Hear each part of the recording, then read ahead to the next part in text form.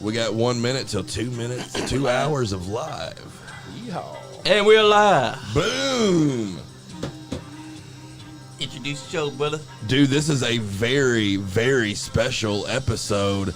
As you can hear in the background, it sounds like there's some mischief fixing to happen in the world of Nice Guy Andy podcast and Straight Shooting B Money show right over here with Johnny Superfly Lee. What's in up, the what's house. up? We haven't been on here together for over a year. Ladies and gentlemen, Michael We Lynn are Watkins, back! Nick Nasty, Pinfalls and Powerchords. Dude, how much fun is it in here? I told you you'd love the Fucking studio, great. right? Oh, I dig it, man. And then you guys Appreciate might that. be like, who have we not talked to? We have a very special guest tonight on the I am Pinfalls and Power Chord show, Mr. Paul Turnberg. Thank you, Nick. It's actually, I'm going to have to call him from now and forever, Oh. Paul 420 It's almost Turnberg. 420. Turn the song down real quick for me, Johnny. I will. We'll get the screen on here. We'll get this fucking show popping, dude. We got to say our hellos and stuff. I'm gonna smack Oh, you. this is going to stick, dude. This is going to be fucking beautiful. So on the way up here, we have a beautiful drive. First off, we came from Cynthiana, Kentucky to Lexington, Kentucky to the Nice Guy Andy podcast studios. And myself and Mr. Turnberg went Russell Cave Road.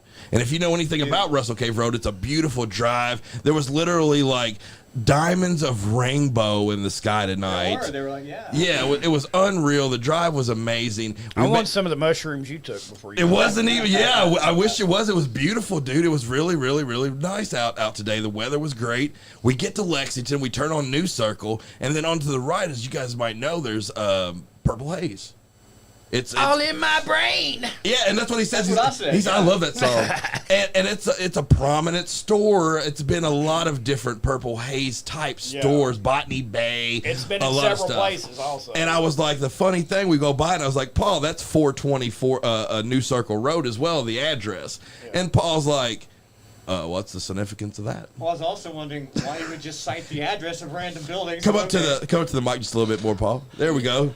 And yeah, just reciting the like. Look at it. He can see all the address things. But 420 says it, and I look at it. I thought he's joking, but Paul literally is one of the few humans here, probably within No. 1,000-mile radius. There's 9 billion humans, man. I can't be the only one. There's How gotta be many out there? a If lot. you're listening, first off, There's if, some fuckhead in Zimbabwe that probably does. if you guys want to call in, and be a part of the show, we're welcoming all call-ins tonight. It's 859-684-9535. Call in, talk to any of us. We're talking metal. We're talking all kinds of crazy stuff. But right now, we're talking about Paul didn't know what 420 represented.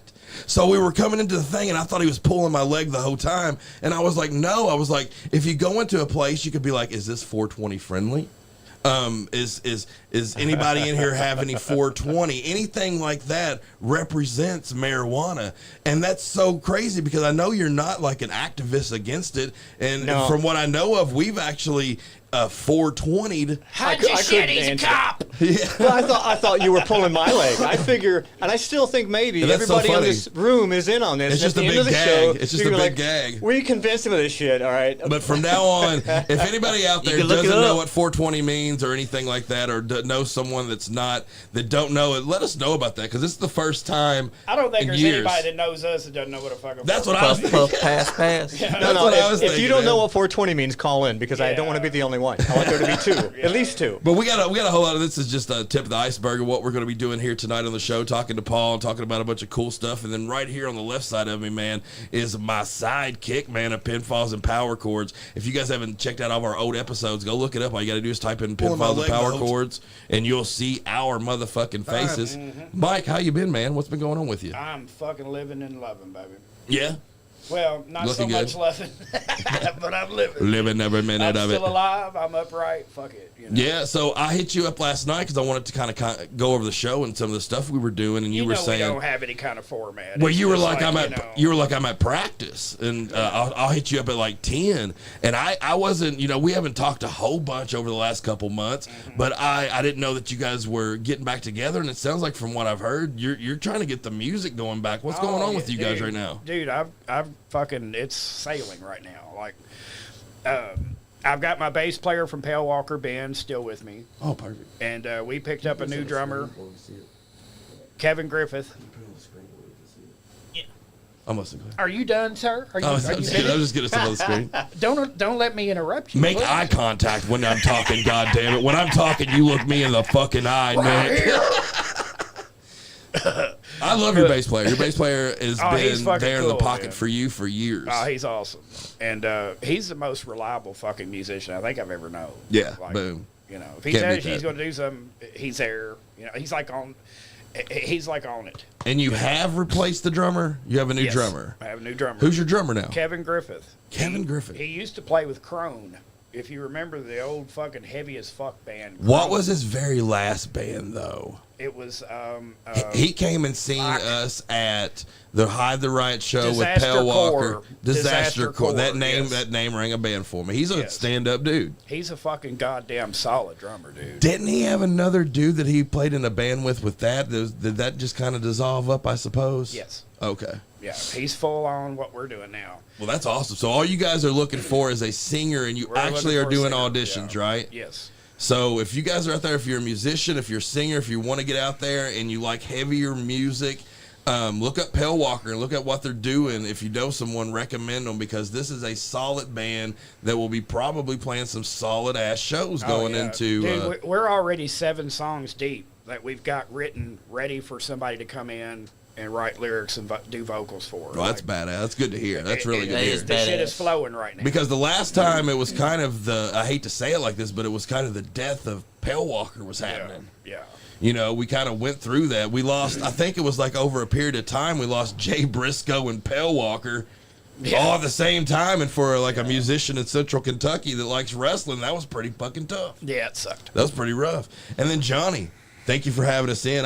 B-Money, I walked out, I was like, where's B-Money? I guess he had to work a little late Yep, tonight, he did. right? So we miss him. So shout out to B-Money for actually helping schedule all this and getting us all in here. But what have you been doing, Fly Guy, Superfly, Johnny Lee? Well, you know, I've been putting together shows. I've been doing my thing to make this podcast the best that it can be. Mhm. I've been doing what Superfly John Lee always does. Being a Style and superstar. profile. Woo! Sporting that goddamn jacket. That's That's fucking right. nice, dude. That's what That's a you've nice been doing. jacket. I'm going to steal that motherfucker. It's You nice, know? or at least take a picture in it or Yeah, something, maybe, right? sort of. I don't know. So let's get Depends into on what it smells like in there. I don't know. What Oh it's shit! Like. So I dropped something real quick. You so- motherfucker, you. Drop the phone.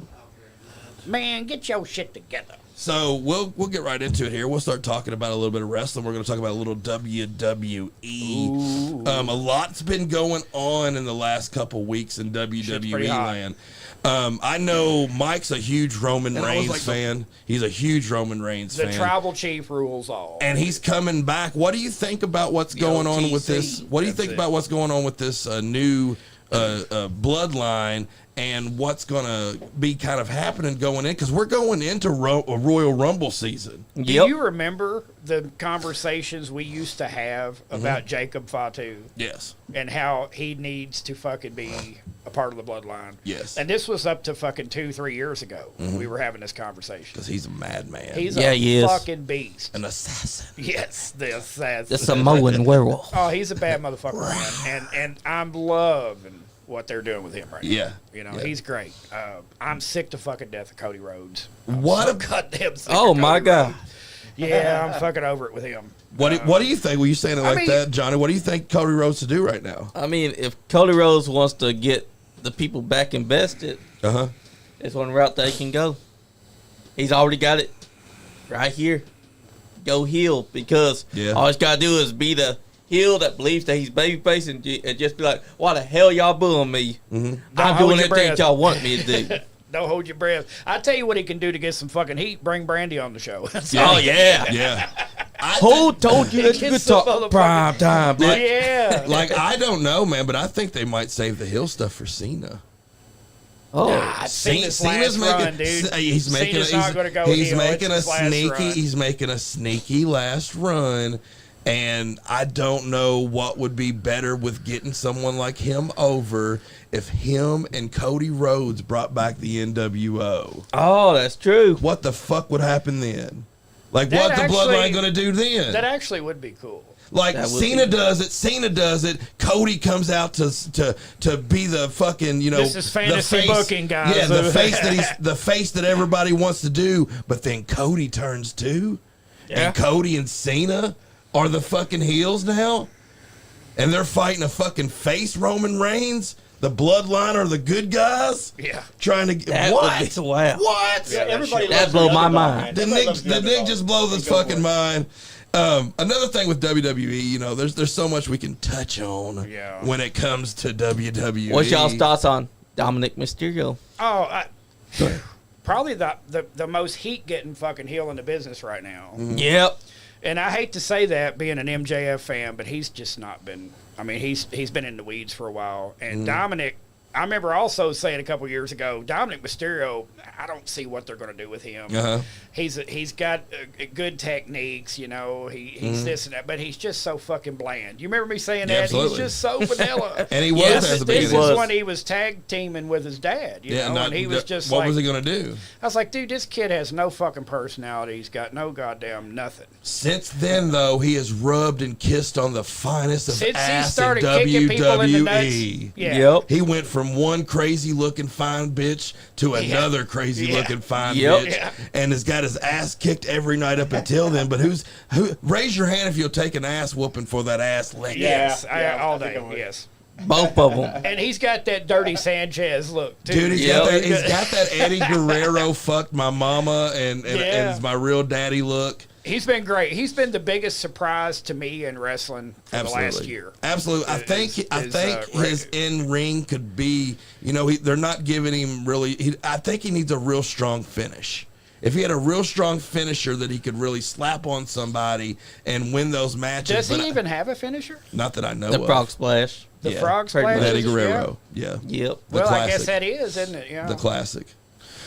What do you guys think about? I tuned in because I'm that guy that tries to show the support on the CW, NXT. I loved it. I have not watched NXT made its debut on the CW and put on a 2-hour show that was pretty good. I need to start watching NXT. What do you think about the NXT and bringing in some of the TNA acts and all that kind of stuff, Johnny Lee? I think that's a damn good step inside the right direction because for the longest time, AEW, when they had the partnership with TNA, what did they do? Nothing. They It was didn't kind do of boring. nothing It was with kind of TNA. stale.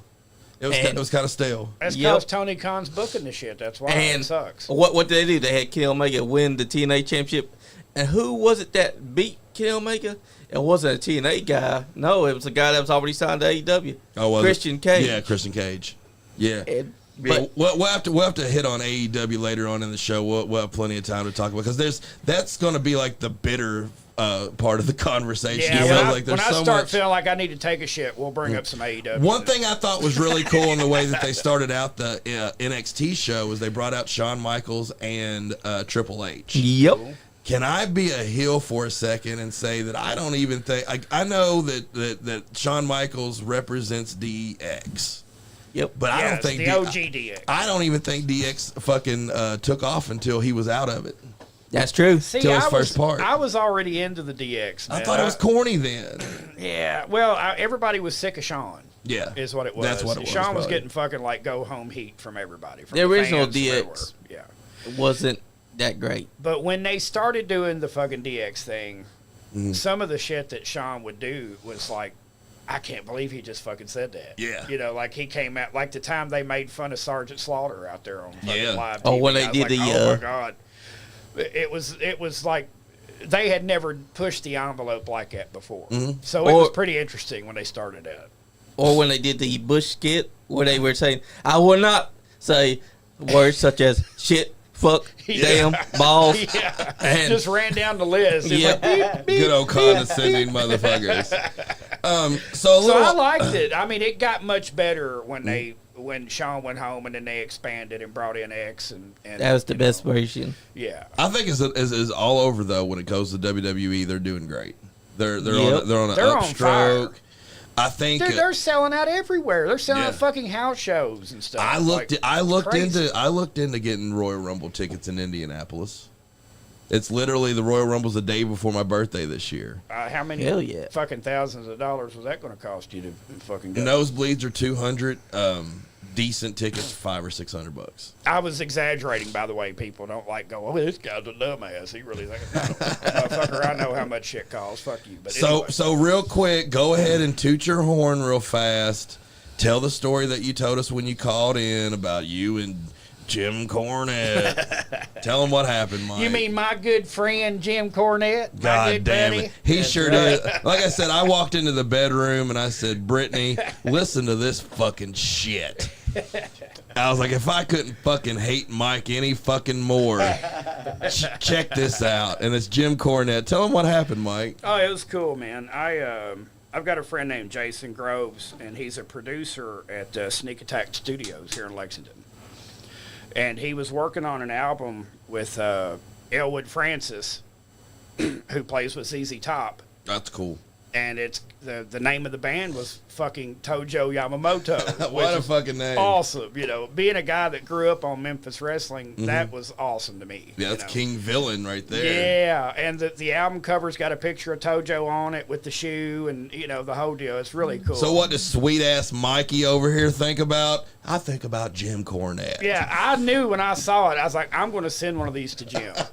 Where'd you buy it at? Where'd you buy it I at got again? it at CD Central. Right here in Lexington, Kentucky, baby. Love that store. I pay the fucking light bills there. I ought to love He's it. got a painting of himself in there. I really do. Literally. Like, we're not joking. There's a painting of Mike in the fucking store. There is an altar to me. Sometimes people pray to. I love It's that okay. store. You guys can check it out if you haven't. But I had sent him stuff before. I sent him a fucking Jerry Clower album before, which, Oh, cool. if you don't know who that is, oh, Well, he shoot didn't. that thing. You know, that's Jerry Clower, the old hee-haw stand-up guy. Oh, okay. I know what you're talking about now. So I found an album of his and sent it to Jim way back, and Jim sent me back a magazine with a handwritten letter and the whole deal. I Oh, was thank like, you and fucking- stuff. Oh, And that's cool that he recognizes it was that. so when his fucking fans send it cool, in. you know. Well, this time I sent him the Tojo record, and didn't think nothing about it. I thought he would dig it, and then I was driving down the road, and was listening to the podcast like I always do. It just dropped. I have to shout out to my good friend and buddy Michael down in Lynn Watkins. Nicholasville, Michael Lynn Watkins. Said your full fucking name. Yes. And how many fucking times does he do that for Yeah. people? It And was- my good friend, he don't call anybody his good Exactly. friend. That tickled him. That tickled the fuck out of him. Oh God, That it tickled my fuck out of him. taint. Yeah, that's a good fucking story. I like out of them all, I like Jim Cornette a lot. Oh, he's man. the best, That's man. one of the He's the things best. I can go to sleep. You know, I can go to sleep listening to his fucking voice, and he don't have one of the prettiest voices to No, listen it's to at abrasive all. and hilarious. It's just, Yeah. you know, but One that's not- And I don't even agree with him all the time. Like on women's wrestling, I'm actually a fan of women's That wrestling. don't know, I let love us know women's about wrestling. that. 'Cause this is the first. What's that? You got something coming on the What the thing? fuck is that? That's all This good. stupid thing. It was Jesus talking to us through the fucking headphones. Simmer down there. Simmer down, Pinfalls and Powerchords. But I'm actually a fan of women's wrestling, whereas he shits on it quite a bit, you know. I really liked that show, Glow. Oh God, that You it didn't had like that? It had potential. I really enjoyed it. Had me hook, line, and sinker, and I wish it would have It kept got on. so fucking cheesy. Stale. though. It got stale. Are you talking about the Netflix show or yeah, the old the Glow? Netflix, the Netflix. Okay, I was yeah. talking about the old No, 80s, the- no. actual Glow. Yeah, it was the same thing. I like that. That was I very forget corny. I'm fucking ancient. Yeah, I the forgot that newer one that came out, and it's not that new. It's 5 or 6 years ago. Yeah. But it was a decent show. It had me. But speaking of Jim, guys, I'm gonna let you guys know something. So I've been kind of getting harassed a little bit here and there, and I like to make it public because I don't want to have to go into proving myself or anything. So when this kind of stuff comes up, I just put it out on the radio and let everyone hear it because I ain't got nothing to hide. You know what I'm Exactly. saying? And there's this guy, Podcast Jim. I used to do a show with him back in the day, and I knew him. And what had happened is his mother-in-law parked a fucking Hoover, the one of them hover round things in front of the business I had, and he left it there, and I couldn't get people to come in and out, and it was there for months and months, and I had to get it towed. Well, when I got it towed, he lied and said that I had it sold to somebody instead of getting it towed, and then now I owe him money, and that was like a big reflection. And now his mother-in-law actually passed away, and he was telling people that I fucking said that he killed her and threw her out a window, and it all happened from getting the fucking thing towed. So he wrote me in just the other day. How about So- escalation? so I'm going to update everybody on this one, and wanna then hear this. he sent me another one today actually that I haven't listened to yet. But this guy, he sent this to me last week, so I want you guys to listen to, so everyone at home and you guys can be updated to this. That's right. Yeah, it's podcast Jim. Y'all think you got a good podcast here? Well, I tell you, I done been in the podcast business 25 years. Yeah, all I know is y'all was getting 4 or 5 views on Facebook before I come around. I was getting 15, 25, 30 views. I made this damn podcast. Now y'all out here talking trash.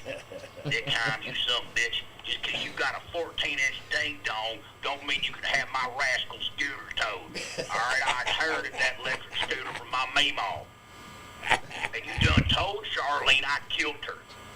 Now, I didn't throw my meemaw in the fucking window. I'm gonna sue your ass, SkullFace Records. Y'all just gonna have to hear from my lawyer.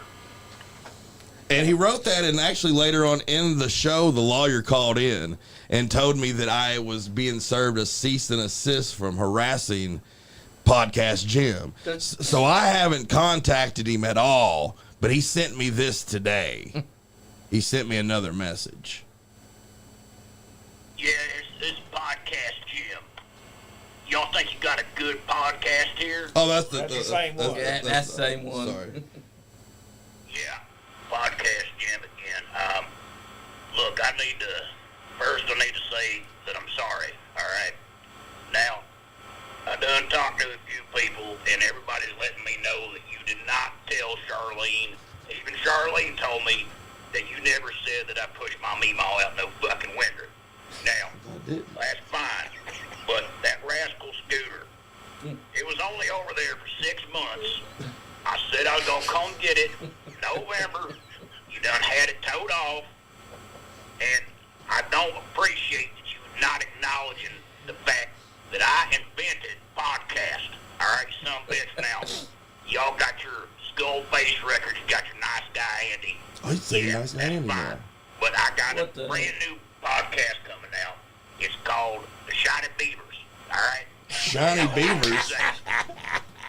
Right here is my co-host, Carl Toothless.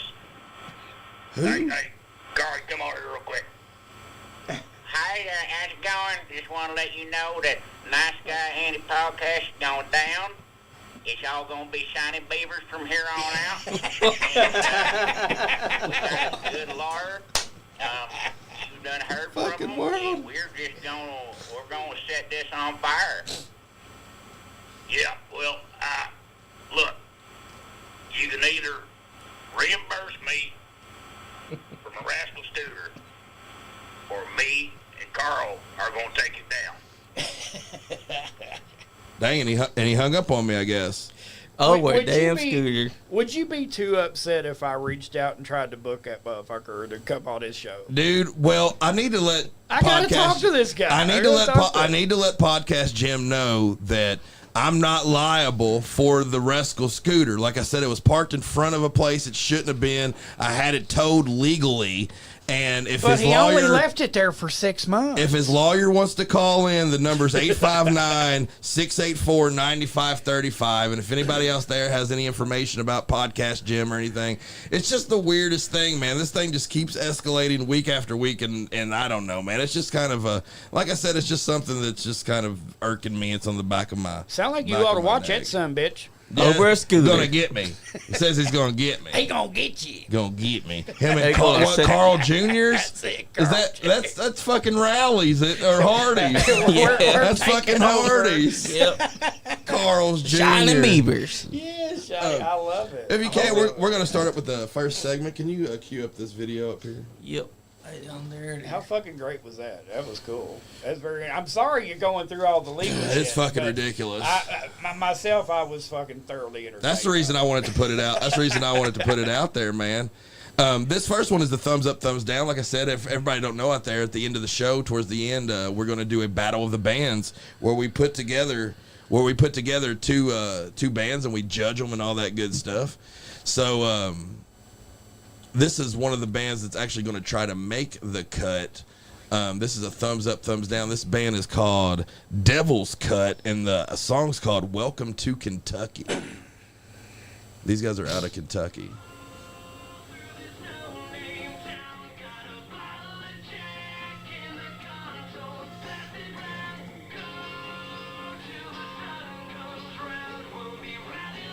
What's up, Eric Leviathan? Welcome to Kentucky.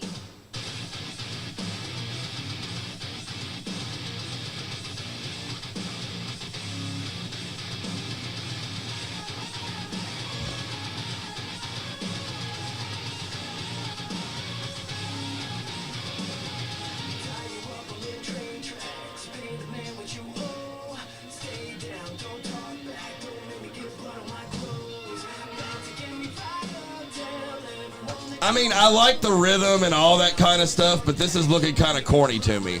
It's like a country video with. I'm just having to keep it real. I like parts of the video, to be honest with you, Nick. Well, you're liking the women, right? really like I want us all to keep it 100% real. That's the only part that's good is the women. If you guys are checking this out, like I said, this is Devil's Cut. Welcome to Kentucky. They're drinking Jim Beam. They're partying. They got titty bitches. You know, this dude's wearing fucking boots and stuff, singing like. I can't really say this is metal. This is hard rock, I suppose. Yeah. Like, it's a fun song. Like, if you come Yeah. into the bar, like, you know. I could see grooving to these guys. I'm not going to blow kisses to it. No, It's tight, though. I mean, if you listen to it. I like some of the riffs. I mean, I like the idea of what they're doing. The you riffage know? is very disturbed, very chunky, you know. I like that they're The trying only to good thing represent. about the hot women. I like they're trying to Yeah, represent Kentucky. Eric said 3-Day Grace vibes. Yeah. Yeah, Without yeah. the vocalist. Yeah. I think the vocalist could really step it up and make this a heavier sound, you know. It looks like Yeah, he's trying to be kind of cool. Yeah, he's real vanilla. I Do you think. think he bought those pants with no knees in them, or did he cut those out from being out in the mud? He's trying to be back shot, edgy. man. Being out in the mud. That's it. Oh, look, titties on this picture. Those are some big old titties on him. Hey, that's true. Man, tits. The man I like tits. this breakdown. I don't know. They got a nice Are they tone about to get too. harder? Their guitars sound pretty decent, man. The Like- the bass drum and guitar isn't bad. Like I said, that singer just kind of, he's a gimmick. I do like the hardness. That's rad. Can't completely hate on it. that shit Eric right Bob there, said though. maybe he's on his knees a lot. That shit needs to go. Yeah, needs to go. Yeah. Whoa, whoa. Go, whoa, whoa. Yeah, that fuck needs to that. go. That's lame. No Name Town and a bottle of Jack.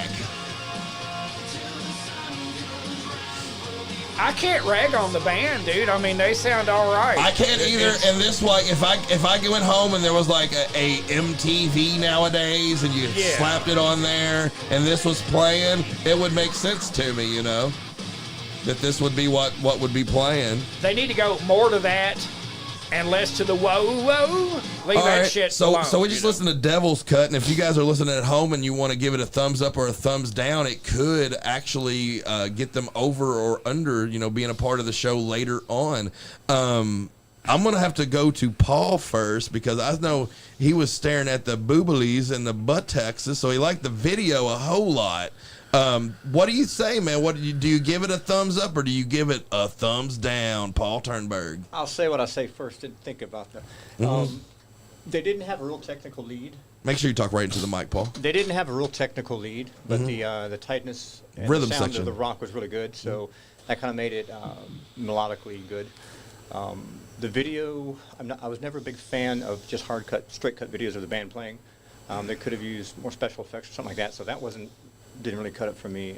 The singer was good. He held his notes. Mm-hmm. I didn't even catch the lyrics though. Yeah, I heard whiskey in my hand. Well, we were all running our fucking mouths. We were running our dick suckers the whole time. So I guess I would say thumbs down, knowing the competitors that they're playing against. But it's a good song all in all. Yeah, so you're basically saying, hey, you know what? Giving them a thumbs up with being in a battle of the bands on Pinfalls and Powerchords is not going to look good for them. They're going to lose that. I think they're going to lose to a couple of their competitors. Yeah. What about you, Johnny Lee? I'd have to agree. Thumbs down. Because 2 thumbs down. Wow. Even though it's good, Mhm. I feel like if you put them up against the competition that's coming up later. And they're not going to Just win. short. They got to bring something a little bit more, huh? Before I go to Mike, I'm going to go ahead, man, and you know, it's corny. It was corny to me. You just tell it like it is, huh? Yeah, it was just corny, man. The video was mainstream. The singer looked like he was fucking made to do that. Like they came in with that outfit. Like, what am I gonna wear today, guys? Well, here's your pants and your shirt. Here's your Here's your bottle of Jim Beam. You know, make sure you say that. Good song. Rhythm section solid as fuck. If I could have that rhythm section behind me, I would take that all day long. Oh, yeah. But that's a big thumbs down for me too, man. What about you, Mike? I'm torn on this one. I'm gonna be honest because I would not listen to this shit personally because it is too cookie cutter and too fucking vanilla. Yeah. But I do like the idea they're trying to represent Kentucky as Yeah, more, very much, as very more much. than just shit kicker heaven. You Very know what much. I'm saying? Like they're not coming out there with fucking banjos and half their teeth. Well, where are they plugging the amps at? I was wondering where the generator was. Well, it's Because over, they're out on a boat. it's They're out over on a yonder. boat. They're out on a Behind the boat. hay bale. Where's Yeah. the generator at where they're making all this metal? It's over fucking yonder. That's where it is. So what are you going to do? Are you going to give? Are you giving? Regardless if damn it, you do I or don't not, know. unless there's 3 votes out there that hits us up right now and gives 3 thumbs up, that's the only way that your thumbs up would even matter. Yeah, because I'm torn on it, honestly. And I don't have a problem shitting on things, right? Yeah. The singer didn't do it for me. The fucking Especially women for the right the price. shit alone Very, gives me a thumbs very down. lame, very lame. So I'm going to go thumbs down on it So just good for song. that. If you guys want to go check them out, like I said, they're called Devil's Cut, but they are not. They did not make the Pinfalls and Powerchords cut. Yeah. I do want to hear some of their other shit, though, just because I'm curious.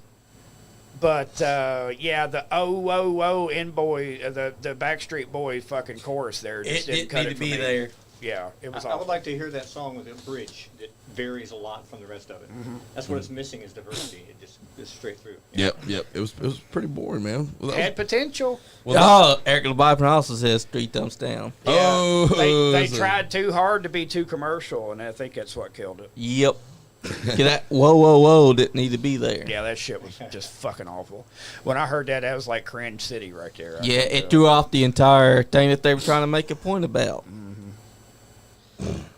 So if you guys want to call in or you guys want to be a part of the show, call in at 859-684-9535 and be a part of the show. Talk about a little music. If you have a metal band or you know of a metal band that we should be listening to that's not too mainstream, we don't. If it's got 100,000 views, we don't need to be the ones that give it 1 or 2 extra views. But if you know some local bands or something that hasn't been listened to a lot and probably needs some ears on it, send it in, and we would love to listen to stuff like that and have that on different style of wrestle talk, because I'm going to talk about Mr. Paul Turnberg.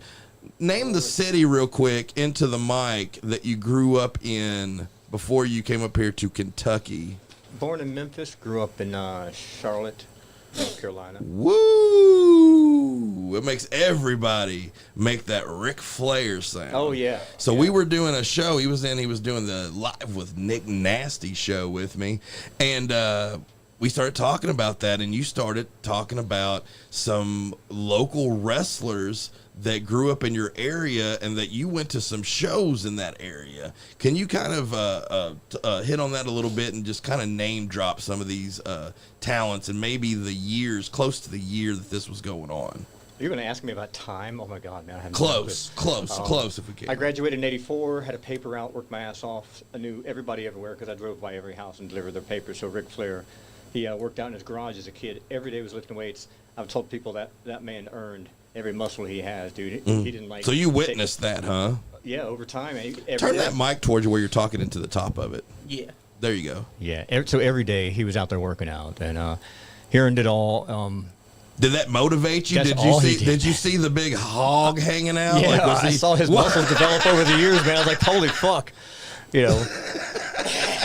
He saw it all. He was a built kid. I mean, when he was a teenager, he was built. So would your father take you to the local Every shows? weekend, dude. Every weekend, I got to see Ric Flair, woohoo, Do you Wahoo remember- McDaniel, Blackjack Mulligan, all the guys, man. Cage matches and everything. It was fun. Just big bloody cage matches. They would get real blood on them. I mean, I guess they sometimes stage things, but in the cage matches I saw, they were dragging each other down this cage. The You'd blood is see real. Blood come up on the face. Like, wow, that's so cool. As a kid, it's just great. Besides some of the actual wrestling and wrestlers, Can you remember any things that stick out to you about the places that you were seeing the wrestling shows at?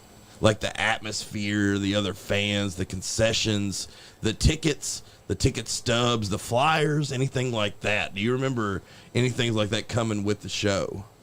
I don't think they were folding chairs. Like nowadays, you go to wrestling shows and they're all folding chairs. Back then, they were. It seems like it was a bigger deal. Like they were held in places where there was more permanency or sense of permanency. The tickets were, I don't know, it was big coliseums. And it was different, a lot looser. Nowadays, they got dogs and you're checking in and all this shit turnstiles. And back then, you just walk in and have a good time. So.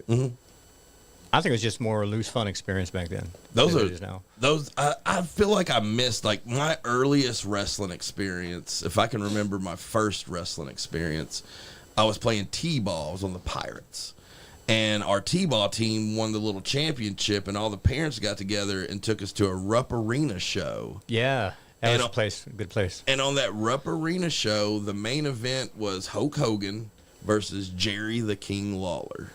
Hulk's big. And that's what Lawler what was like at home at Rupp too. I mean, it was unreal. It was good guy. The Memphis King versus the Hero. Yeah, I fucking hate Hulk Hogan. I'm just going. I've never been a Hulkamaniac. I never was either. I thought that fake bastard was fake when he was doing the yellow and red. Can you remember your first show? Can you remember your first show? God, not really.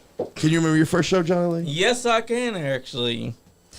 Well, I got into wrestling watching the WWF on TV. Sure. And then I finally got to go to the show in 1998, December of 1998. It was the show before In Your House, Buried Alive. I watched as Hawk got pushed off the Titantron. What? You were there? And I also saw Undertaker walk down to that entranceway with the shovel and bash Stone Cold Steve Austin. That was your first show? Yep, that was my first live show. I do remember my first WWE show. Okay, all right, let's go. My first WWE show was also an In Your House. It was at Louisville Gardens. Oh, wow. And the main event was Shawn Michaels versus Undertaker. Bret Hart was there.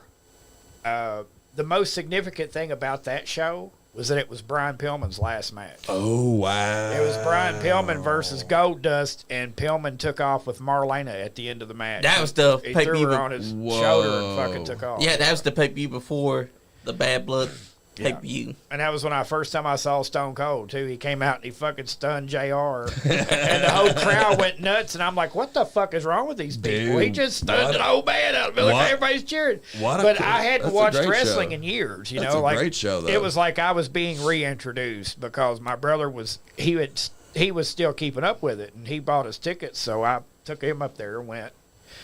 First time I'd seen wrestling in years. So I didn't know anything about a Stone Cold Steve Austin. I remembered stunning Steve Austin. Yeah. But it was like Blondes. they were two different motherfuckers, man. Totally different. A whole different, you know. But that was a hell of a show. So let's start bitching about it. AEW. Oh, yep. fuck. Where do you start? The booking. Yes, the bad booking. Shit. It's fucking garbage, and it's just getting worse. Yep. How the fuck does this guy not learn anything? They try to put together these like Clash of the Champion style events on their weekly show, and it just completely dissolves any excitement going into the pay-per-views. It overshadows so much by doing these classic matches instead of doing some kind of build to these things, A fucking angle? And they drop storylines, too. Storylines get made, and they get dropped immediately. They don't even go to the next fucking week. You know. And what about Wardlow and Powerhouse Hobbs got built up to be the next best thing? And what happened? Both of them squash each other, and now where they at? Both of them are gone. And both of them could have been two of the biggest fucking stars in the company. Exactly. Tony Khan Miro, he dropped the fucking ball with Miro. Yep. And what about the House of Black? They've not done anything of significance besides win the trios title. All three of them guys are fucking amazing. Unbelievable. Yep. They could be the modern day Legion of Doom with like a fucking Chuck Norris leading them. Yep. And like, one of them what can the win, fuck? and one of them can hold the AEW championship. But yeah, dude. Guess what? Neither of them been allowed to go after that title. It's they ridiculous. should have been the faction in that company. They all should this have. time. What the fuck is it with the elites? Are you fucking kidding me? The little I know, young, right? The little young cucks. It's so And fucking- hard it's to horrible. fathom it being someone's trying to call in. being an actual wrestling fan and having to try to deal with that kind of Watching stuff. Orange Cassidy Yeah. beat everybody in the company, like, fuck you. Do we got a call in, Johnny Lee? Yeah, but I have to call them back because they hung up. It went from me just not liking it to actually being fucking angry. Me too. Now I'm to the point I can't even watch it anymore. All right, so we had a call. We got to see who this call in is. Hello. Hello? Oh, not this guy. Yeah, you're on the. This is the Pinfalls and Powerchords on the Nice Guy Andy Network. Who are we speaking with? This is Lieutenant Daryl Isaacs, the heavy hitter. So again, like nothing against you, Hey, heavy well, hitter. I have nothing. I have good news. I don't know if you heard from Podcast Jim or not, but he said I'd be giving you a call. Yes, we actually did. I actually did discuss Podcast Jim's voicemails that he sent me, and what do you have? What do you have going on, Hammer? Well, what I got going on is this. Okay, we're going to offer you a settlement. Okay, we're going to drop the libel because apparently this Charlene was never told by you that you pushed his Mimo out a second window. No, that's ridiculous. He said that you never said that was a false accusation. He made his apologies. But the rascal scooter is still going. Now it's only there for 6 months. Well, and that belongs to his Mimo. Well, here's the settlement. Let me tell you the offer, and you can say yay or nay. Oh my God! Yay! That wasn't me. If you would agree to give Podcast Jim and his co-host Carl Toothless 300 pounds of strip metal copper wire in the back of net, he'll drop the case. Where am I supposed to get 300 pounds of copper net fucking wire? Well, there's transformers, there's catalytic converters. What? There's old lamps. Wait. You're trying to tell him Daryl to Isaac steal? doesn't know personally, but Okay, well, check this out. Hammer, I'm going to say this and I'm going to say it one time. I had nothing to do with the Meemaw. The scooter had to be moved. I did it legal as I could. I'm sticking by my guns. I'm sick of this harassment.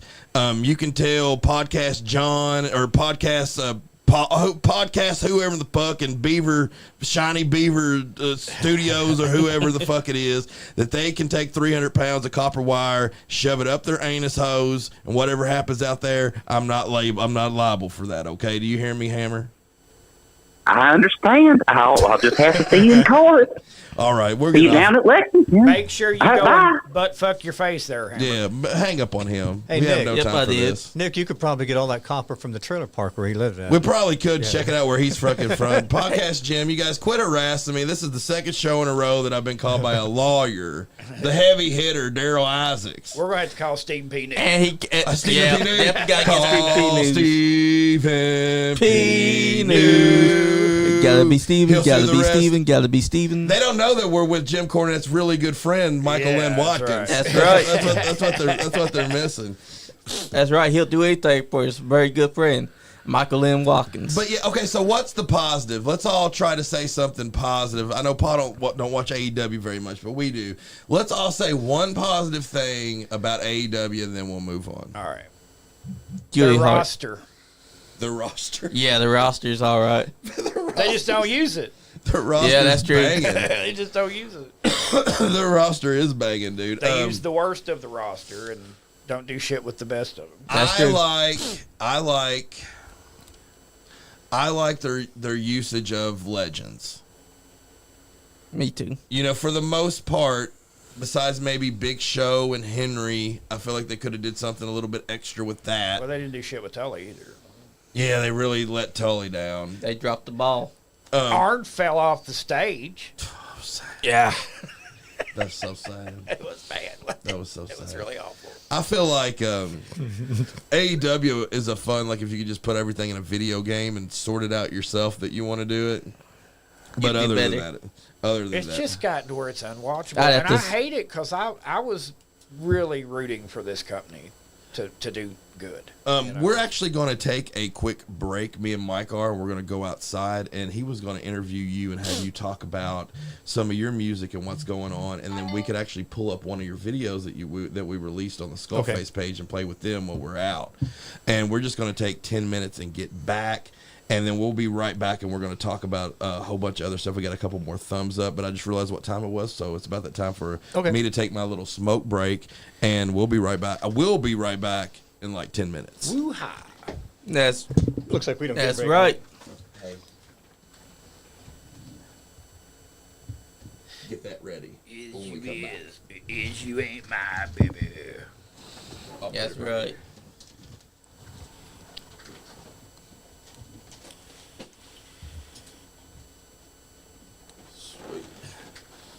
So, what do we do, Mike? let me just get down to it. Tell us a little bit about you and the kind of music that you were making. I grew up in the 80s rock.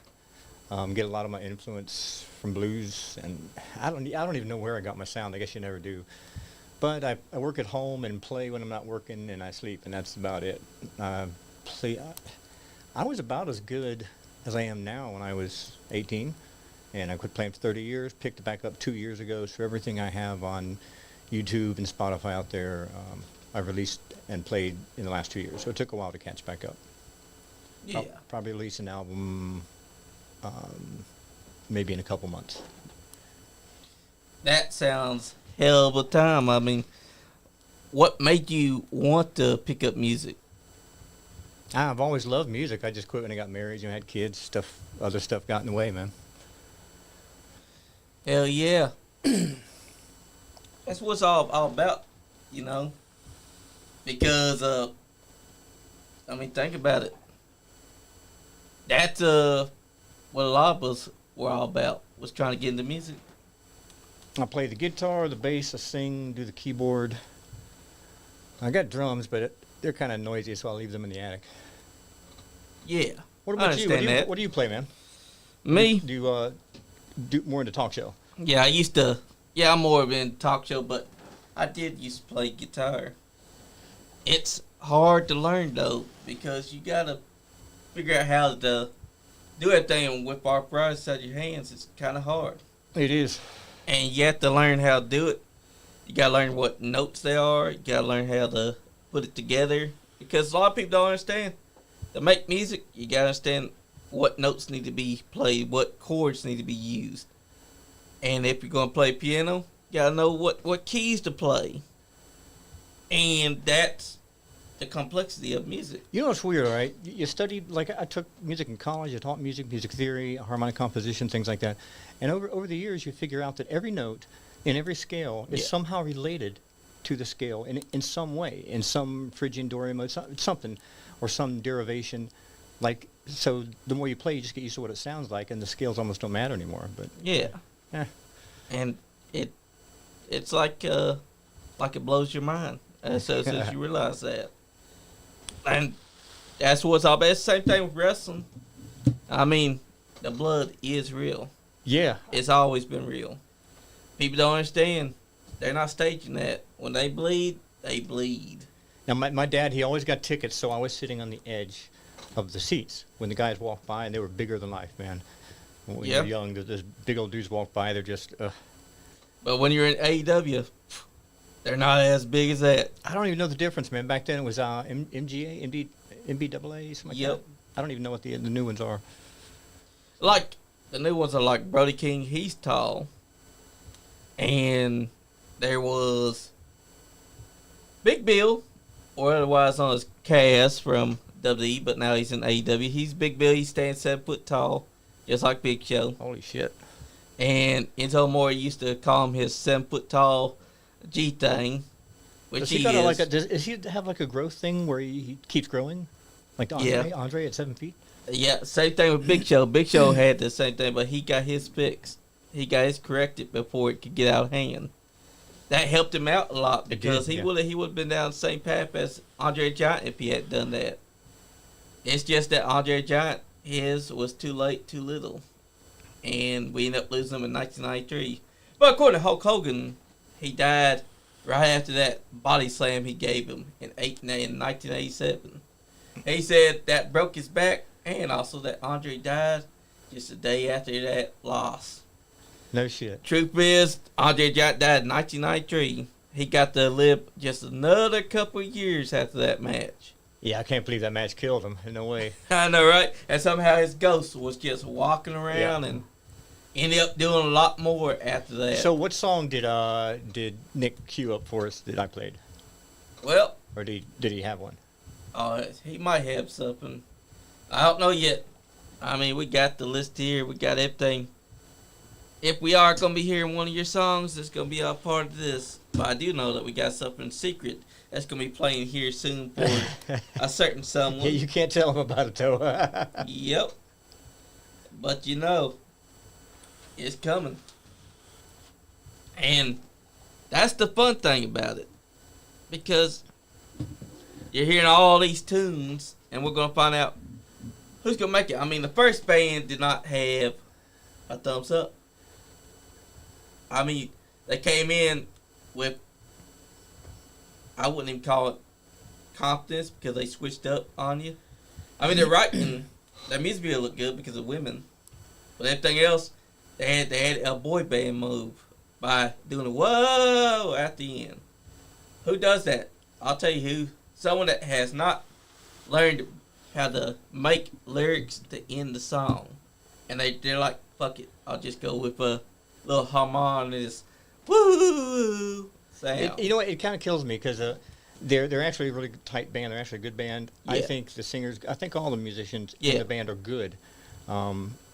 They were spot on, but they got to have variation. They can't just play all the way through something that sounds the same without the variation. Yeah, the kind of click will get you too. But Yeah, because they had a good thing going, but the music video, I mean, I get what they're trying to do with the music video. They're trying to combine everything Kentucky into it.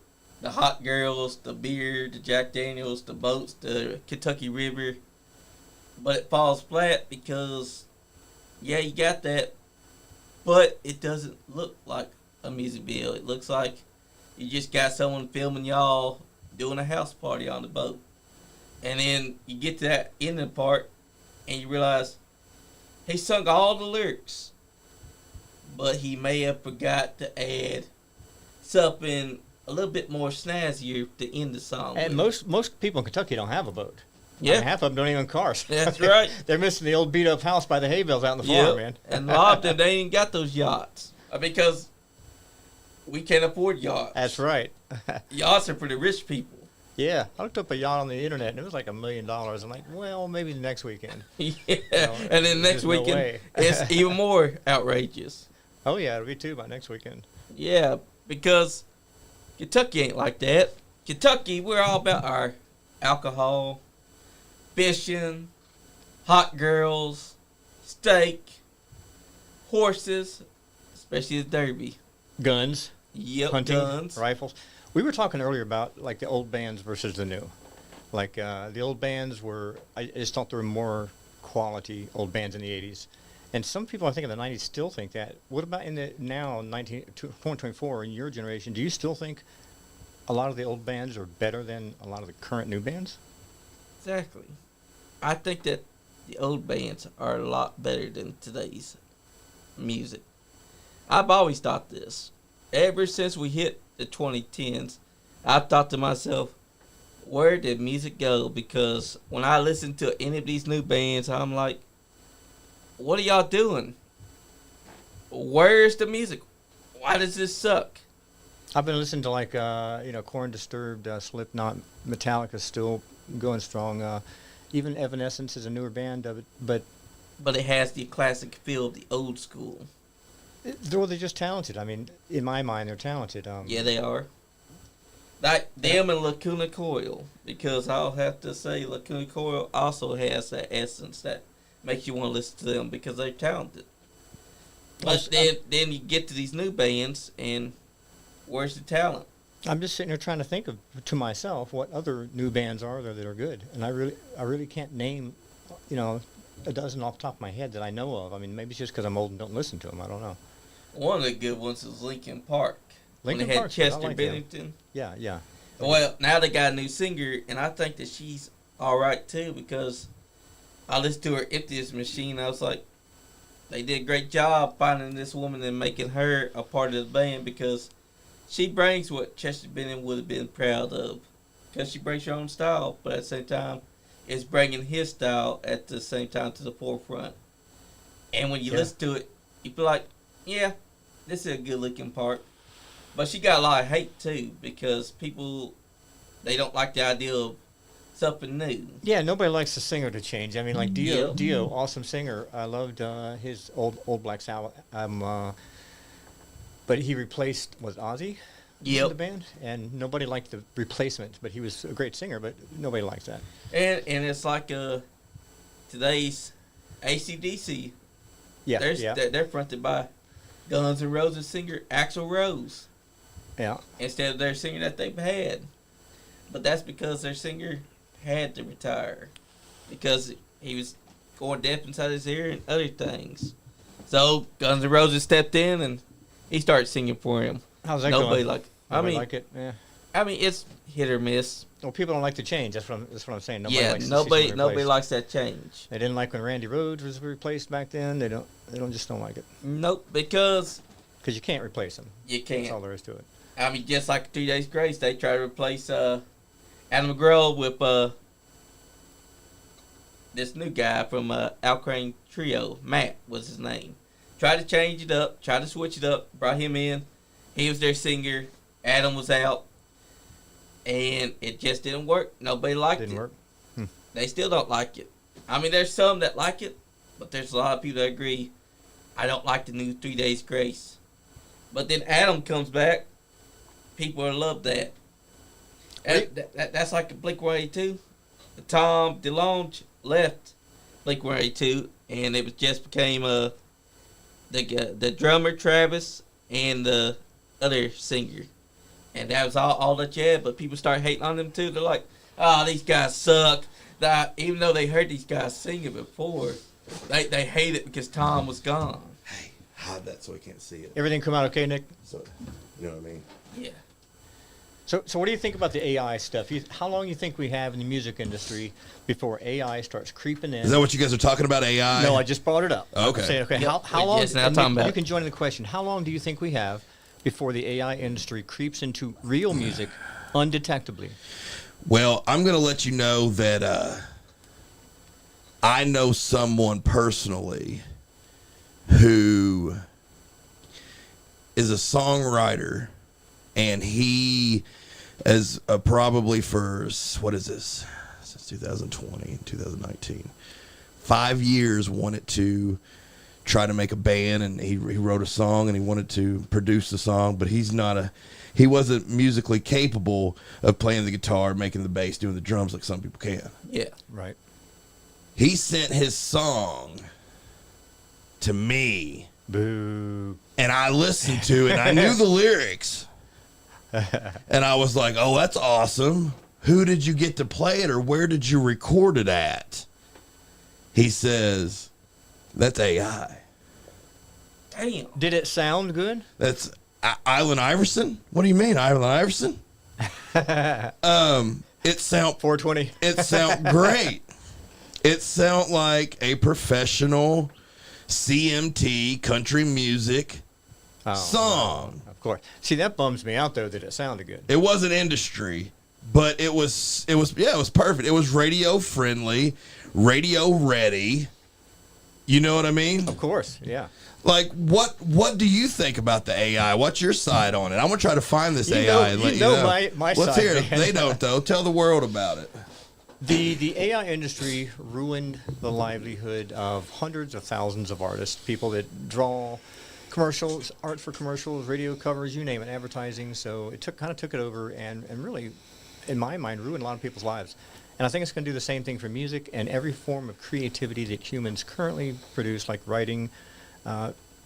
Within the next 20 years, AI will be doing it all, and you will have no outlet and no monetary income from creativity. And that's awful, right? It is. Like, Yeah, it sucks. what do you think about AI, Mike?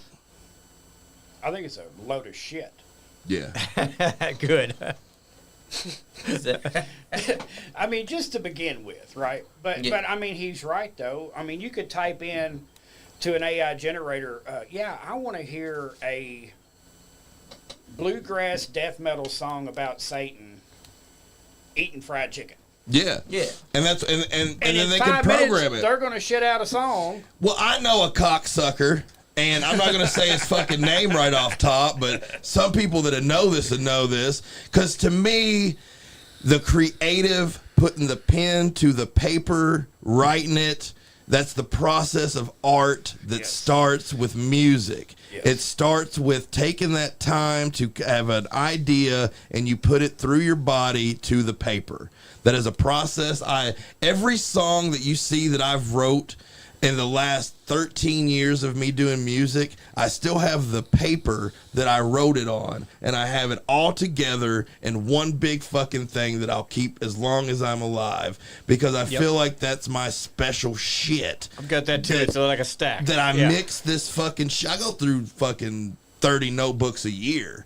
Like, I fucking run these right here, dude. I run through these bitches, dude, because I love writing. And for some motherfucker to be able to be like, hey, everybody, I wrote everybody in here a custom card to specify how much I like you for the last year. And as I write it, I give it to you like I wrote it just for you, Mike, and I wrote it just for you, Paul, and just for you, Johnny. But realistically, I got on an AI app and I said, metal, Mike, metal stuff, titties, rock and roll, poem.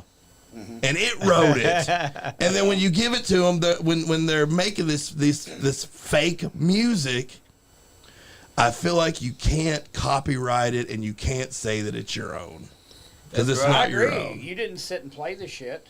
You didn't write it. You didn't make it. I don't care if you downloaded the app and gave the app the idea. Yeah.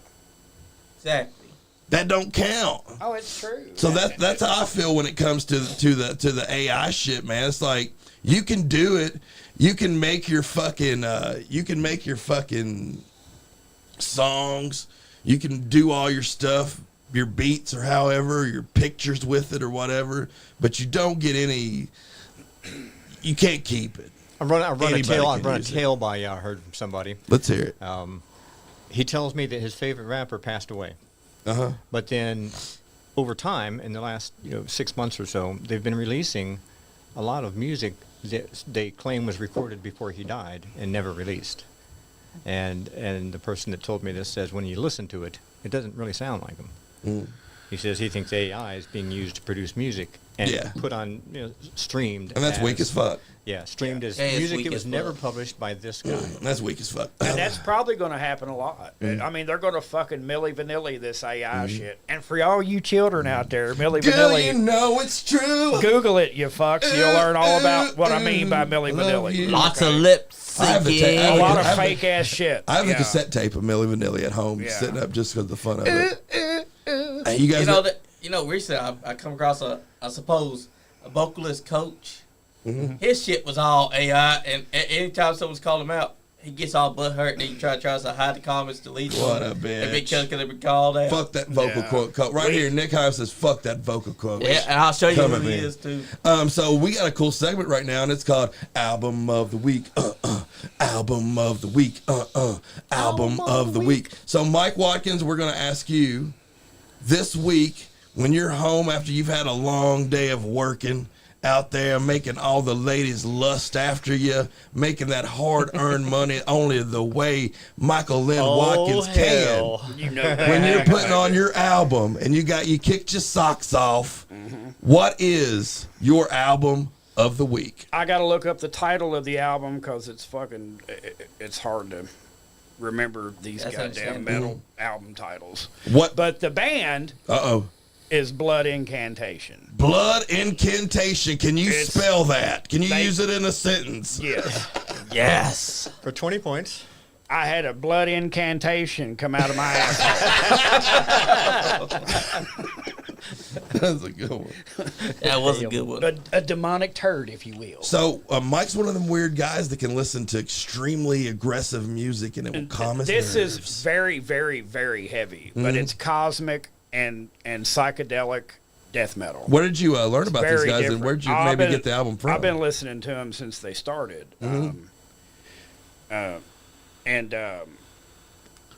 They're just different. I mean, they're death metal, but they have these, like they'll throw in some shit like Tangerine Dream, like some electronic type stuff here and there.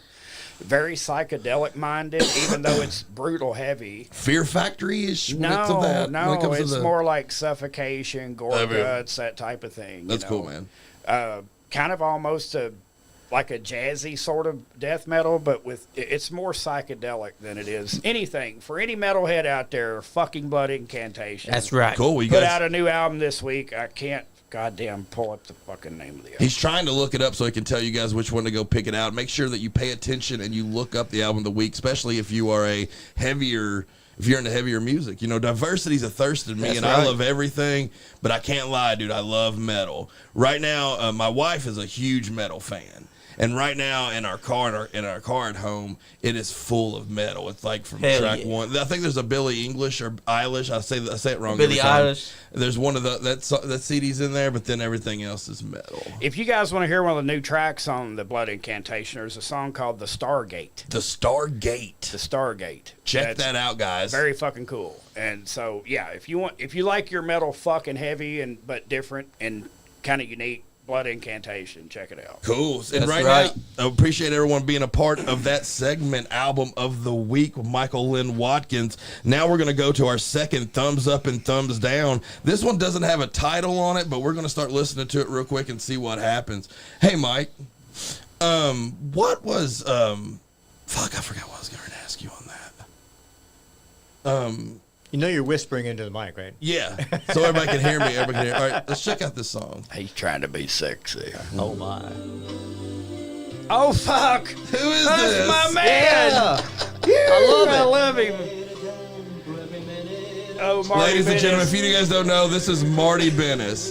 There has not been an episode of Pinfalls and Powerchords in 3 years without some Marty Bennis. some Marty So Bennis. just sit There we back go. and relax for the next minute and a half because you're in for a treat. My mind is just melting, Nick. I'm so glad you played this. I'm telling you, this was something that, like I said, some things just kind of go hand in hand. And once this guy sent in a couple of it, and we dog trashed him. We kicked him up and down the fucking you gotta river, dude, at understand, first. we dog walk this fucking guy every week. Like, and he fuck was you still for sending wasting us our shit. time. Yeah. He was still sending us music in to review. And he still sends me stuff every once in a while Heck and yeah. likes some videos and was a stuff trip. here and there. This guy's named Marty Bennis. Oh, we got someone else trying to call. So let's stop This the is Marty kinda Perry Bennis. Let's turn Como, down the right? Marty Bennis. Let's hear the call. We got a call in. Thank you for that. I needed that. I've been Hello? trying to set that up all day. Yeah, that's great. Yo, what's up? Uh-oh, we got self-made record CEO himself. What's going on, brother?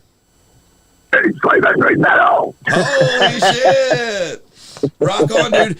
Real quick, let me run my cocksuckers. First off, everybody here at the table, from Paul to Michael Lynn Watkins to Johnny to me, says what's up.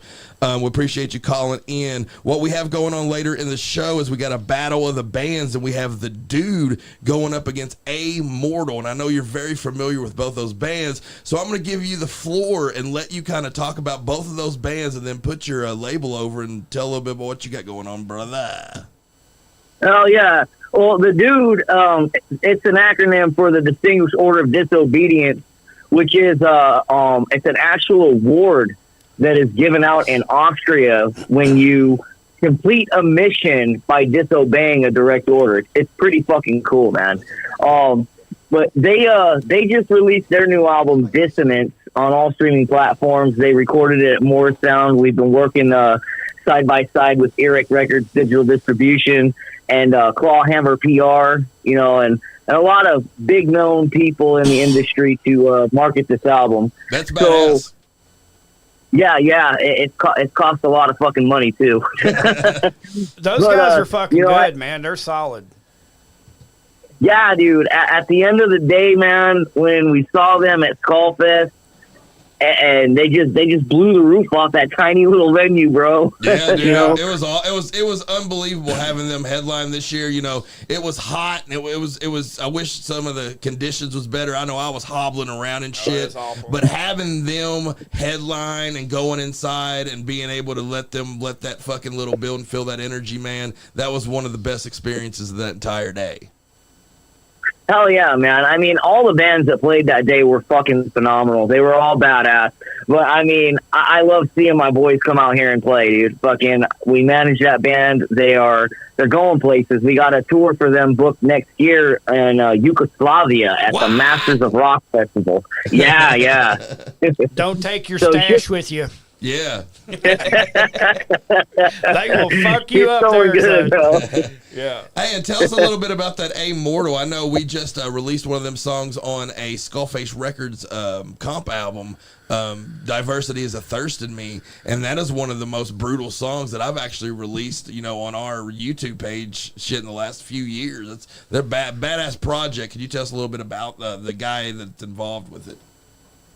Yeah, Aaron Moore, Immortal. It's his name combined with being immortal. It's pretty cool, man. I've been working with this dude for a few years, and in fact, he's working on my next album with me right now, which you've seen the cover art for that this morning. I'm not gonna really go into that, but anyway, yeah, you're welcome Immortal, for that, brother, man. Yeah, thank you, brother. Hey, be careful. I know this fucking guy. I've got a T-shirt at home with a big pecker on it that was his design. So you gotta watch him. I'm telling you. Let's just say with this next single, I'm probably gonna get black bags. But anyway, we're not talking about me, bro. We're talking about Immortal, Aaron Moore, and dude, hey, this kid. Well, he's not a kid, but he's a kid to me. Fucking, he's badass, bro. He plays all the instruments himself. He does all his own mixing and mastering. Like, this dude is a one-man machine, and there's no AI, there's no drum machines. It's all him, all his talent, and he makes his own videos. Like, the dude is pretty badass.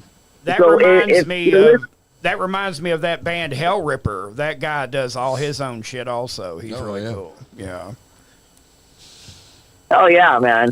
So anybody listening, man, if you want to hear some pretty cool fucking music, some brutal shit, and you want to hear shit that talks about real life, go check out Immortal. It's capital A.MOORTAL. He's on every streaming platform. Oh yeah, we'll be listening to both of those bands here in about a half hour in the show, and we're actually going to be judging them like we are gods of the world. Spell that one more time, Eric, will you please? Capital A.MOORTAL. Immortal. All capital letters. Immortal. Yeah, exactly. Like, don't fall in the fucking moor, you asshole. Yeah. But in fact, this dude just released 2 songs. They're like a 2-part series, Haunted and Requiem Reclaim. I think I got that right. Close enough. Anyway, the songs are basically about society and how the government is holding people down and basically building their kingdoms on people's backs. And that's what Haunted's about, because it's like being haunted by everything that's fucking going on. And Requiem Reclaim is about taking it all back, like taking your power back and being in charge of who you are. So, I mean, the dude's got a lot of good lyrical content as well as music. He's got a purpose on what he's doing. So I like that. You know, I have a purpose in all my shit too. So that's why we work together. Hell yeah, man. We're excited to have both these bands being a part of the show tonight. So make sure you stay tuned in. Everyone that's hearing this and checking it out can hear this pretty little voice of mine. Make sure you go check out everything that's going on in Self-Made Records land. There's so much music going on in this little bitty town, and a lot of people don't fucking know about it. They just got to kind of check it out. And then they can come to like people at this table or people like Eric, and we can show you the way. We are the fucking gatekeepers of the hell. That's right.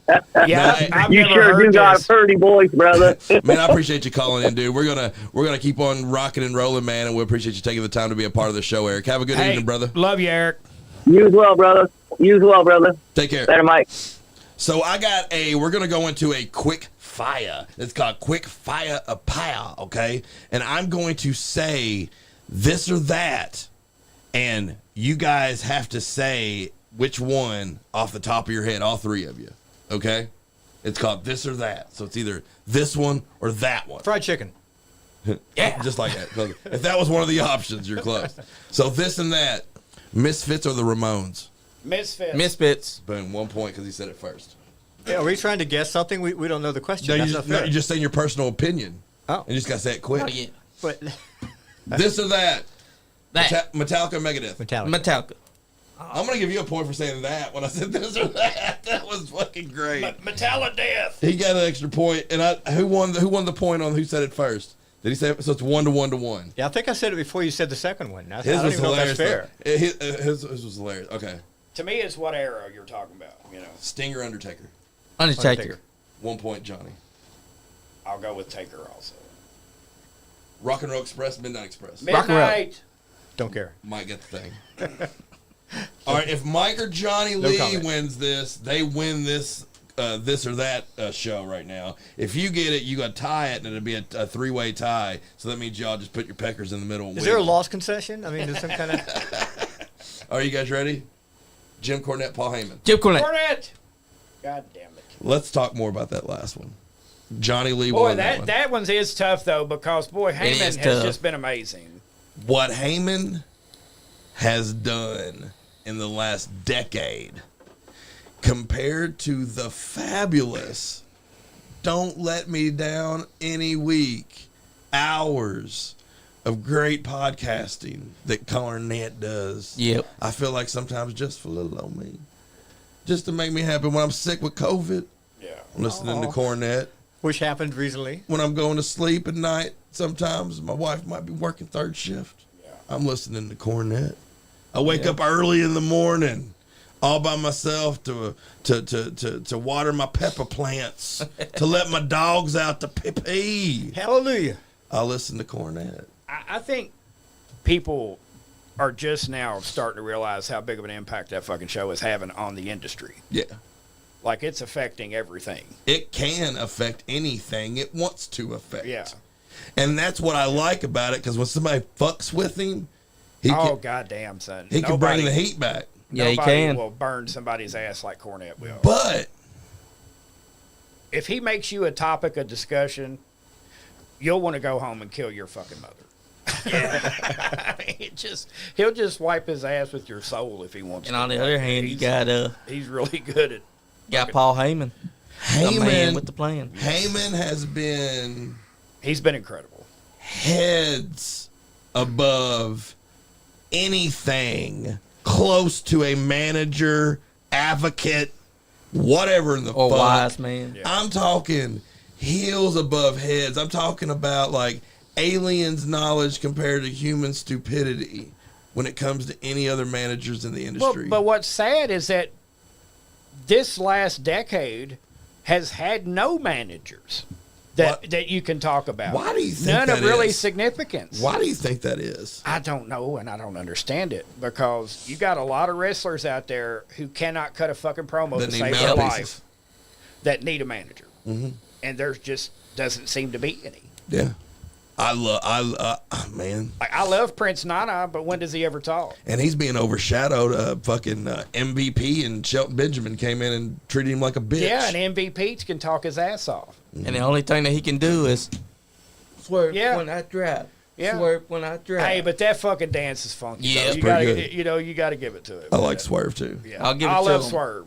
Swerve's one of my favorites in that company. But here's the thing. We ain't got many managers anymore. Anymore, it's a lost art.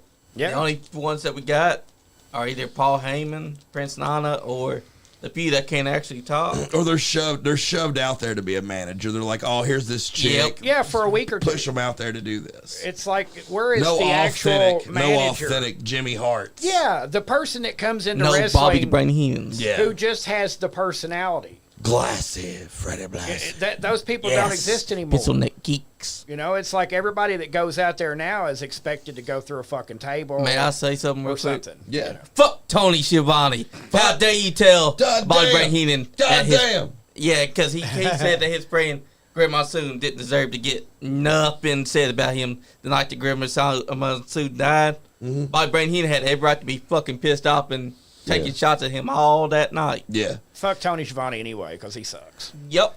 Because he told Mariah May, well, you shut up, bitch, while she's trying to cut a promo. He's being disrespectful. I like Tony 2016, 17, 18-ish.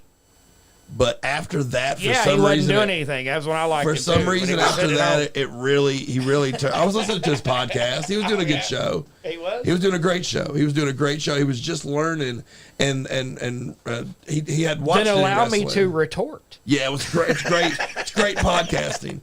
But once I feel like he got a big head about himself. He's always had a big fucking head. But he I looks feel like one of that the Charlie happens a Brown- lot, Charlie dude. Brown characters. Yep. I feel like with artists, with people, sometimes they'll not be used to a situation, and they'll think they have to act a certain way in that situation, and it makes them look like a dumbass. He tries too hard. Yeah, If you got to try, then you're not fucking it's authentic. ridiculous. Exactly. Just be natural. Yeah. Don't just be natural. That's right. Natural bear. That's why Jim Ross was the better of the two during the Monday Night Oh, Wars. God. He's the yes. best. I think he's the best. Look, while we're talking about the best, this is the last. This is one of the we got two more wrestling subjects coming up. We're approaching the middle part of the second hour. 2 hours, Pinfalls and Powerchords here on the Nice Guy Andy Network. That sounds clean, don't it? Yeah, it does. It has a ring to it. The Nice Guy Andy Network. You know what I'm saying? Like network out, baby. It baby. sounds like a self-help channel. Like you go there You come here, you get your counseling, like marital baby. advice and shit. Yeah, that's not a good Andy, idea, though. my wife's a whore. This is I gonna. don't know what to do about her. This is The gonna. gold dumper. This is going to be a hard one for you guys to get it. A hard one. This is going to be a hard one for you guys, I think, because we're only going to do top two. You get to name two of them. Top two tag teams all time. We're going to start. Midnight. We're going to start with Mike. If you guys are listening at home real quick, let me tell them. If you guys want to tune into this and give us your top two tag teams all time,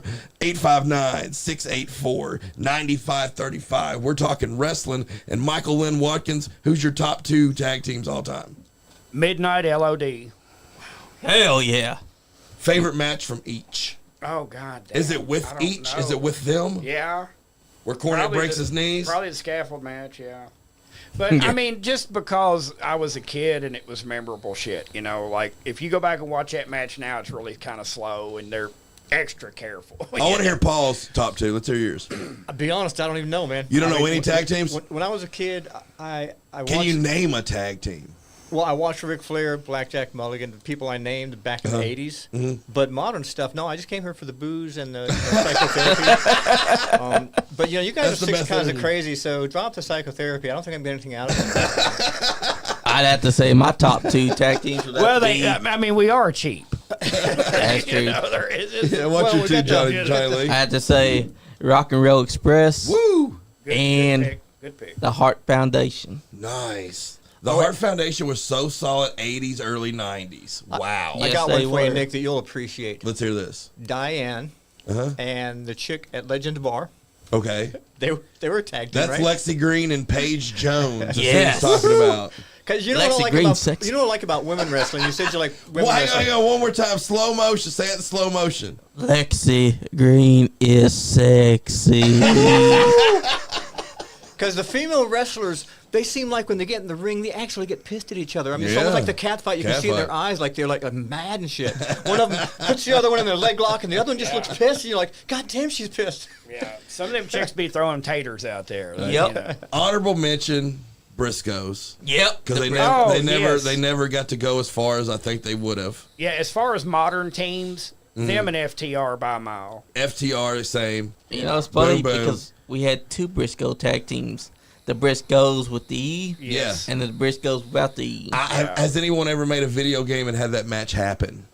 I wish that they would. We need to make that match happen. We need to see that match happen. My top two. My top one is always going to be LOD. They're the ones they're the action figures I have They're at the home that I still pinnacle. have out. The They're- muscle and power. I've got the action figures out too. Yeah. I got the shoulder pads and I love them, man. Anything there, I'm drawn to it. I could probably get an LOD tattoo. I could probably do that with a conscience of being like, I don't give a fuck. I'm getting a half-naked, People would ripped love it. dude's fucking face on me, baby. And people would and it love makes it. me look tough.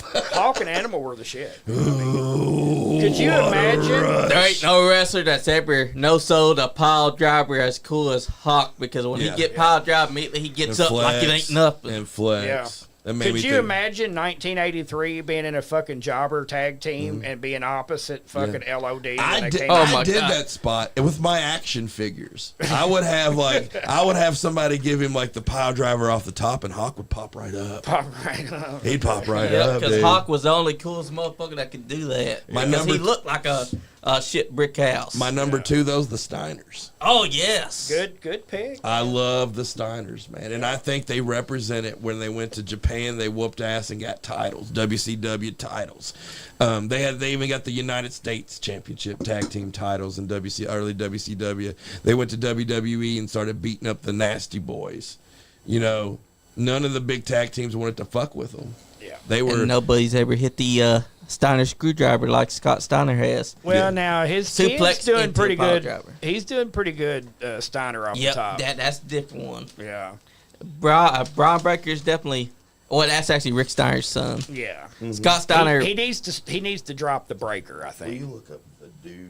Just go on with Yes. fucking Oh, we know just that be song. be a goddamn Steiner. Just be a Steiner. So it's that time of the program. It's a lot of fun. This is what we kind of do the show for, is to show off bands and talk about badass metal acts. And if you've watched any of the older shows, man, we've put tons of fucking metal band. We've listened to so much fucking rock and roll. It's unprecedented on one fucking podcast. That's right. But we're going to judge this. There's 4 of us in here. We're going to listen to it. If you guys are listening at home and you want to call in with your own judging, if you do it properly and you do it the right way, then we will take your answers into consideration as we find the winner of this. There's 4 ways that we judge these motherfuckers. Okay, 4 fucking ways. One's musicianship. I guess, Paul, you could say that's what, technical ability. You know how fucking finely tuned the band is. You know. The second one's listenability. When I hear listenability, Mike, when you're trying to use this term to score, what are you thinking about? I'm thinking about, can you pop it in and just groove to it the Anytime. first time you hear it? So you gotta listen to it 2 or 3 times. Right. You ain't gotta melt into it. Now, don't get me wrong. Some of my favorite music is shit that didn't hit me the first time I heard it. You know, a lot of things grow on you, and that's great. Sometimes it's a lot better when they do. You know, but As long as it's not a fungus, yeah, fungus does that. like in your crevices. till it gets itchy around the sackle area. Oh, if I get a smell, I'm like, oh, Oh my God. probably gotta go on that.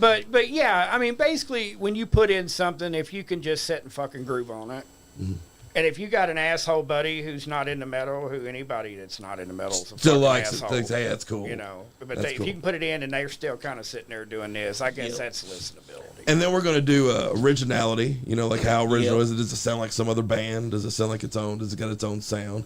And then the personal opinion. The scores that we're given, we don't do the old-fashioned 1 through 10. We do, That's too easy, Nick. yeah, it's We way had to too invent easy. something different. We We do do that. 0.5. We used the Dewey. We do 0.5 The Dewey system. is the lowest you can give something, and then a 5.0 is the best. And you're not going to hear, like, I have not heard the perfect song. You could possibly hear the perfect song. Are you saying a 0.5 or a 0.1? 0.1 is the lowest you can go. 0.1. So we're going literally singular. Yeah, if you're like, oh, this is dog shit. That's if you you can turn the really mic ruin on. somebody's. You can really ruin somebody's fucking score. You know what I'm saying? But the 5.0 isn't the .0 redundant. I mean, you could just say a 5, right? Yeah, exactly. Yeah, okay. But I don't think they're going to get a perfect score. So what we're going to do, folks, is we're going to listen to it. This first band we're going to listen to is The Dude. You guys can go home and if you're listening at home, turn it up. It's then D.O.O.D. The Dude. The song's called 2,000 Miles. These guys are from the Florida area and were the headliners for SkullFest 5 that was last year at Neon Nights Bar. They rocked. They fucking crushed Nice. the fucking They were shit. good. Let's Yeah, check they these were. guys out.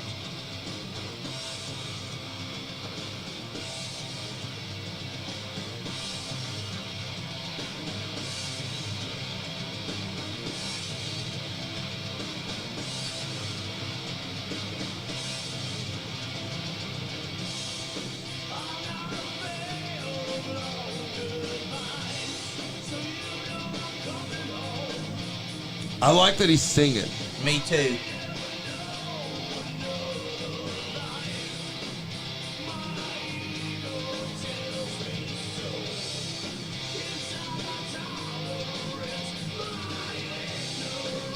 I believe this is a 5-piece band as well.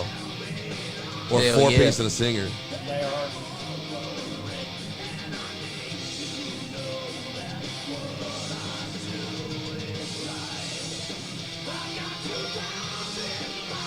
Hey, those flames aren't real. Yeah. I'm deducting points for that. I'm going to blow kisses to it.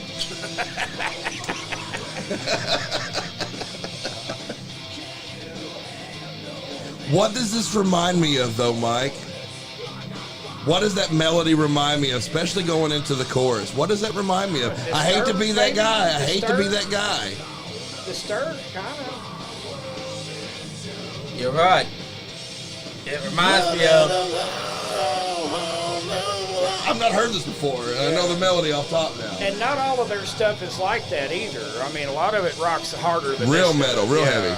So yeah, don't judge a book by its cover either. This just so happened to be the song that's This being is available not, on this. I'll say right now, this is not my favorite thing I've heard of them by a long shot. Uh-huh.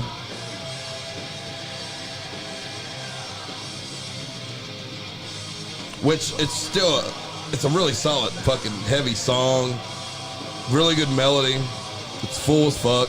I think they probably figured that this would be a good single. It is, yeah. Like a It- more that's radio-friendly song that maybe could make it onto the And that's radio. exactly, I think, what this is, yeah. It's like that Mudvayne song that they throw on the radio, you know? Yeah. Now, their lead guitarist is a fucking monster. Yeah. This dude can really play. I don't give props out often for guitar players. Uh-huh. You know, that guy's Yeah, really these dudes good. are the real deal, man. Like I said, they brought the thunder. I wish I was in a better form when I got to actually meet these guys, because I was like 25% of myself that night. Yeah, you were about Couldn't fucking get miserable. around, dude. It was. And it was so hot and shitty I was just anyway. doing it to make it happen because it was awful. supposed to happen, you know. Yeah. I'm thinking they maybe played it a little too safe on this track. All right, let's cut this one real quick. Make sure nothing else comes on. So, yeah, like we were saying, like Mike was saying, he was like, man, we've seen these guys live, and there's a lot of other heavier tracks. But to me, that was a really solid, heavy metal, hard rock song that if you turned on 103, which is a local station here in Lexington, and heard it on there, it's probably going to stay on, man. What do you think about that, Paul? I'll give it a thumbs up. I think it had variance, it had listenability. Great song. Yeah. It's a hit. I hate to hear that they have harder songs. We didn't get to hear one of the harder songs. That Uh-huh. bothers me, but I understand what you mean by going mainstream for a few of their songs, because you got to do that sometimes. Uh-huh. So yeah, thumbs up. I thought it was good. Yeah. I think the recording could be a little better, cleaner. Mm. But We might even, if these guys don't win, might have to bring them back at some point with a heavier song or something. But who knows? They still, we're throwing them out the window like they haven't won, though. You know what I mean? What'd you think about that, Johnny, man? Because you two guys, especially the first time you guys have heard this. Yeah, actually, this is my third or fourth time listening to that song. Oh, no shit? Yeah. How have you came upon this song a couple times? Thanks to Eric Leviathan bringing them up. And also, I've been listening to it. I got to give it a thumbs up because listenability, and you're able to listen to it and groove to it. The music video could have been better without the fake fire. Could have At least use real fire. I mean, at Yeah, least burn a real forest Let's down. You know? go take down That's their job. Gatlinburg. It's Don't be a We'll pussy. We'll you take know? Gatlinburg down. yeah, it's a thumbs up. I'll rate the song, Well, no, you ain't got a rate yet. We're just talking about that. Oh, We'll, yeah. we'll get the ratings on here in a second. but And Yeah. then me and Mike we kind of told how we kind of feel Well, about that. I'm going to elaborate a little bit on this. Yeah, let's hear it, because Mike. This is the first time I've heard this track here. Mm-hmm.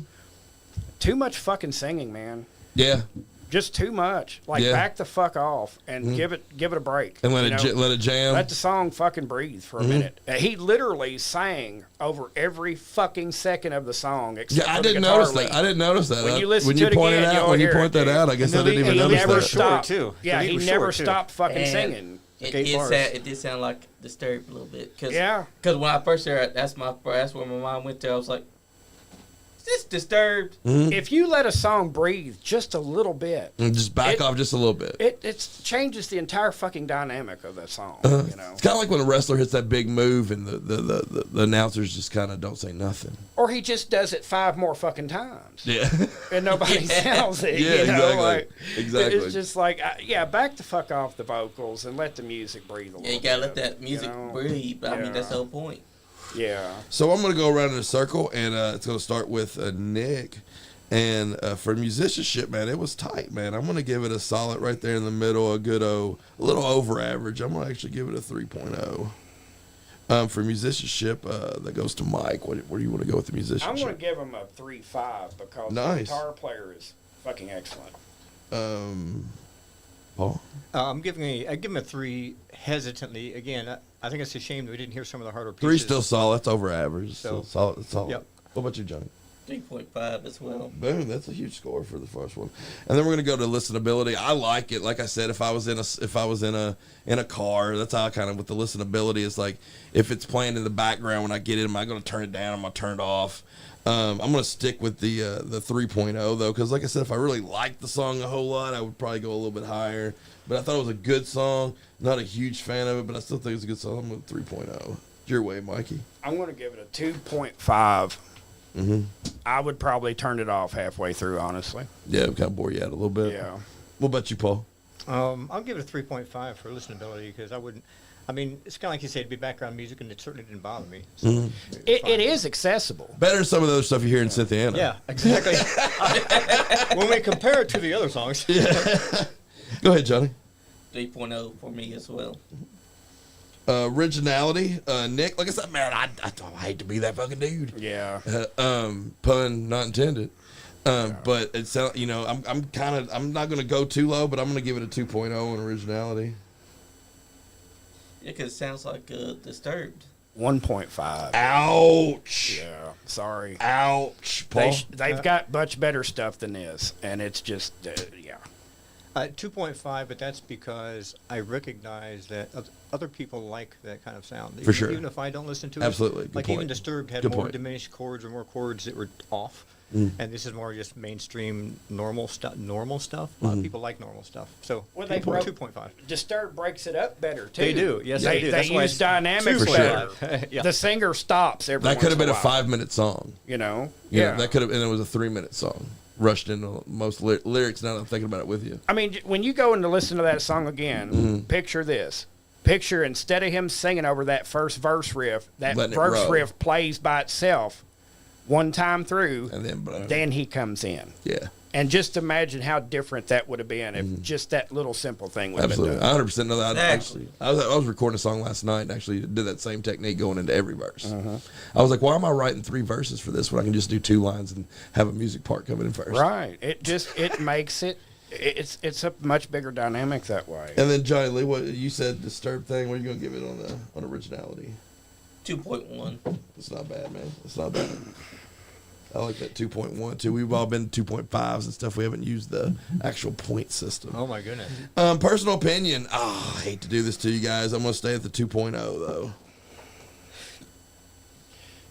You're gonna kill them, aren't you? I'm fucking biased because I like them. They're good guys. I know they're better than this song. I sat next to them in 100-degree heat for at least 10 hours. If I'm judging this song, I'm giving it a 2. If I'm judging the band, I'm giving it a 3. I totally understand that. You know what I mean? It's your go, Paul. I'm right there with you, Mike. This song specifically, I'd give it a 2.3, slightly below average. Too cookie cutter, not enough diversity. But if the band's better, it's better. But I don't know the band. Right. So that's just all I have to hear. Right. I like the band, but I'm going to have to give this one 2.1. Nice. And that's the first. That's the first part of it. We got another band that we'll be listening to here in a minute. As we get this tuned up, Mike, tell them something good. Tell them something good. This song's called Ain't Jemima don't exist anymore. It pisses me off. this week, man. They changed the name of it. I don't like it. I like syrup. I like syrup too. I like syrup. Log cabin. If we're going to get pancakes, okay, and you have these three choices, you have IHOP, Hell yeah. or you have going to Gatlinburg at one of them pancake houses. Oh shit! There ain't Gatlinburg. even no. It ain't even close. Guys, I'm going to Gatlinburg in under. I think I got about 48 hours. What about Waffle House, dude? I love Waffle House, but they don't have pancakes. yeah. Waffle House is a bunch of good shit Gatlinburg though. wins, I know. But when I go to Gatlinburg, there's certain things I have to do, and there's this one pancake house, and there's so many pancake houses. But you're talking about the House of Pancakes. But I've been to the pancake house in Gatlinburg that has served me right every fucking time. So it's hard for me to gather up the nerve to go to any other ones when I'm in Gatlinburg, because you're 3 hours away. You don't want to waste your pancake meal on some place that... You remember where we ate when we went down there and got the cabin that time? The next morning, we went and had breakfast at that fucking Dixieland, whatever the fuck it was. Johnny That's Lee, good. Johnny Oh, that's Lee, good. if That you is good. It if you was could have killer. been with us on this trip that he's talking about to Gatlinburg, Yeah, fun times. listen to this lineup. I'm gonna first name somebody you don't know that's unbelievable. Wild ass Joe Lucas. Oh, Okay, yeah. he Love was on Joe this trip. Lucas. He's from back in Bad Bone wrestling out of Cynthiana. Then we had Mike, of course. We had myself. We had our sidekick Amber that was doing the Pinfalls Powerchords with Yes. us. We had Juicy Jimmy. We had Jacob Ratliff. We had Josh Crump. Do you know who Josh Crump is? He's been coming to the wrestling in Frankfurt a lot lately. I've heard his name before. We had the entertainer. The Entertainer. Yeah. The Cam. Yeah, Party Man Cam. Party Man Cam was a part of this. We had, dude, it was unreal. It was just unreal, dude. This, A lot of tequila that night. dude, it was just rejects. We Just went don't to trust RWA wrestling show that was off the chain. I announced, and it was off the fucking chain. And then we all went to this fucking cabin. And it was just fucking nuts. It was unfucking believable, dude. Yeah, it was good so much times. fun. It was. Man, those girls that came with that other dude got on my fucking nerves. The late night. They shouldn't have came. If they Yeah. didn't. They kind of came too late, and we were already done. Yeah, we were fucking toasted by then. We'd already finished off a couple of fists before they Yeah, even by the showed time up. they made it there, I was completely done. And Well, we had I to get opened so my early eyes to up get at out. like dawn or something. I think I just slept in a goddamn chair. Like I didn't even go fucking vertical. It was like, so fun though, man. Just going down there and being a part of that. That was one of the most memorable. That was the night that the week before Jacob Ratliff had got paid with a DVD from good old Scott Diamond, and Jacob Ratliff popped a fucking promo on him, and I got it like hidden on my phone somewhere, and I can't let nobody see it. That was a whole lot of fun, man. Well, I woke up and that one chick, the real bitchy one, was sweeping the goddamn floors, cleaning up shit. Was she? I'm like, who the fuck is she? She ain't even here. You know, this ain't even her goddamn. You're welcome. Go ahead. Fucking All right, you know. let's go into the second song, man. This is the competition. This is That's right. Immortal with Ruin Reclaim.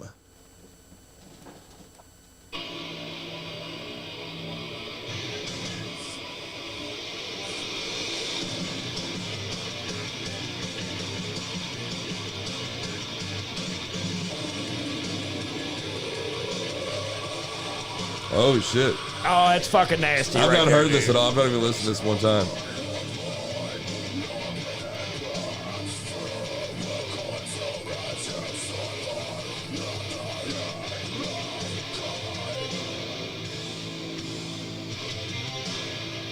Holy shit. Oh yeah, that's cool. Yeah, it is.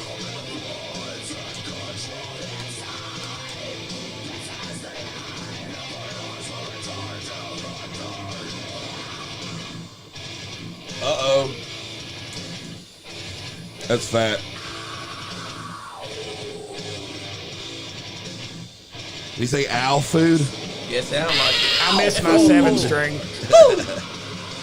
This dude's a badass. I miss my 7-string. Yeah, you look badass playing a 7-string. I dig his tattoos.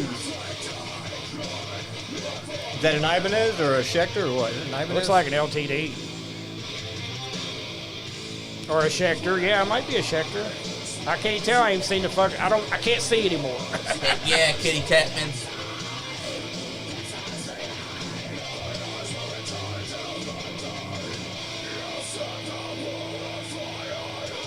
It's got a Hellraiser body to it, looks like. Yep.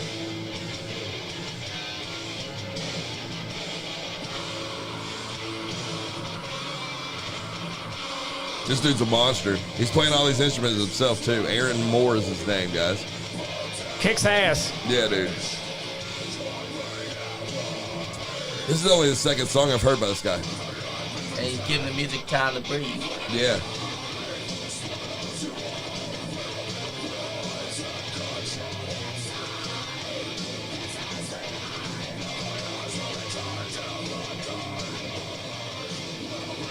Unique music video as well. Yeah, pretty good for making it himself for sure, probably.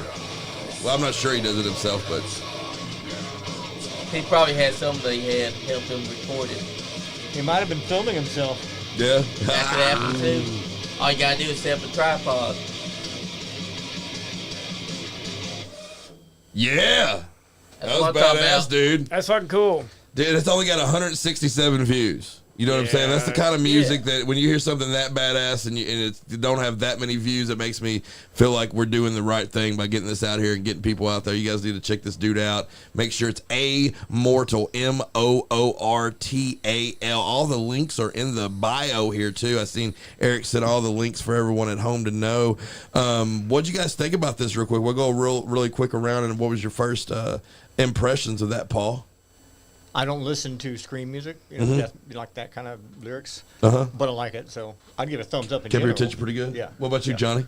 I'll give it a thumbs up. I could hear him clearly. I already know Mike liked it. What did you think about it over Oh, there? that's a fucking jam. Yeah, Dude. the jam. That's good. It made you miss things. Wish Once that he was again, available to sing. I don't know what the fuck is wrong with these guys where they feel like they just have to sing over every goddamn part of a song. He stayed pretty busy, didn't he? He sang too much also. You stayed pretty busy. But not quite as blatant as the last song, but there were several times where he should have just backed up and let that fat ass riff carry, because there were a lot of fat riffs in that song. He was that, chunky. That would have done great without the vocals over it. He was great. His production was great. All that good stuff. But I can't bitch too much about it, dude. It fucking slammed. I mean, it was good. Let's get around here and give some scores real quick. For me, for musicianship, man, it was tight as a ship, dude.